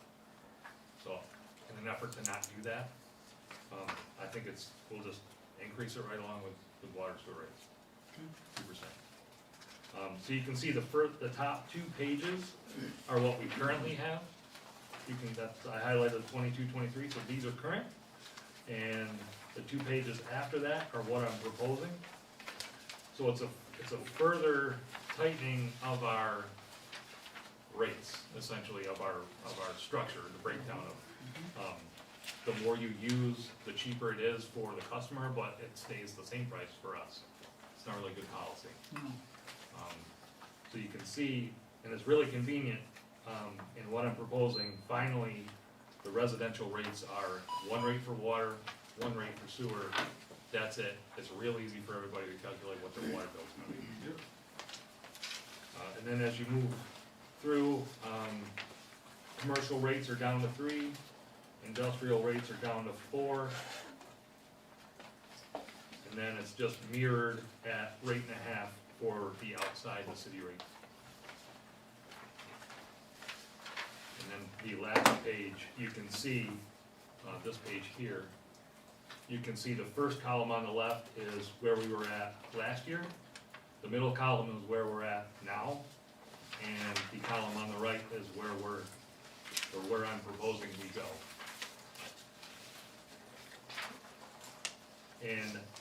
And in this sheet on the back, you can see how many accounts fall into each one. So the residential, 5,442, commercial, 696, industrial's 19, and then you have the outside the city accounts listed as well. You know, if you wanna know how many accounts are in the sprinklers, I can give you that. You know, 3 inch and under is 1, 4 inch is 26, 6 inch is 34 accounts, 8 inch is 13, and 10 inch, we have no 10 inch.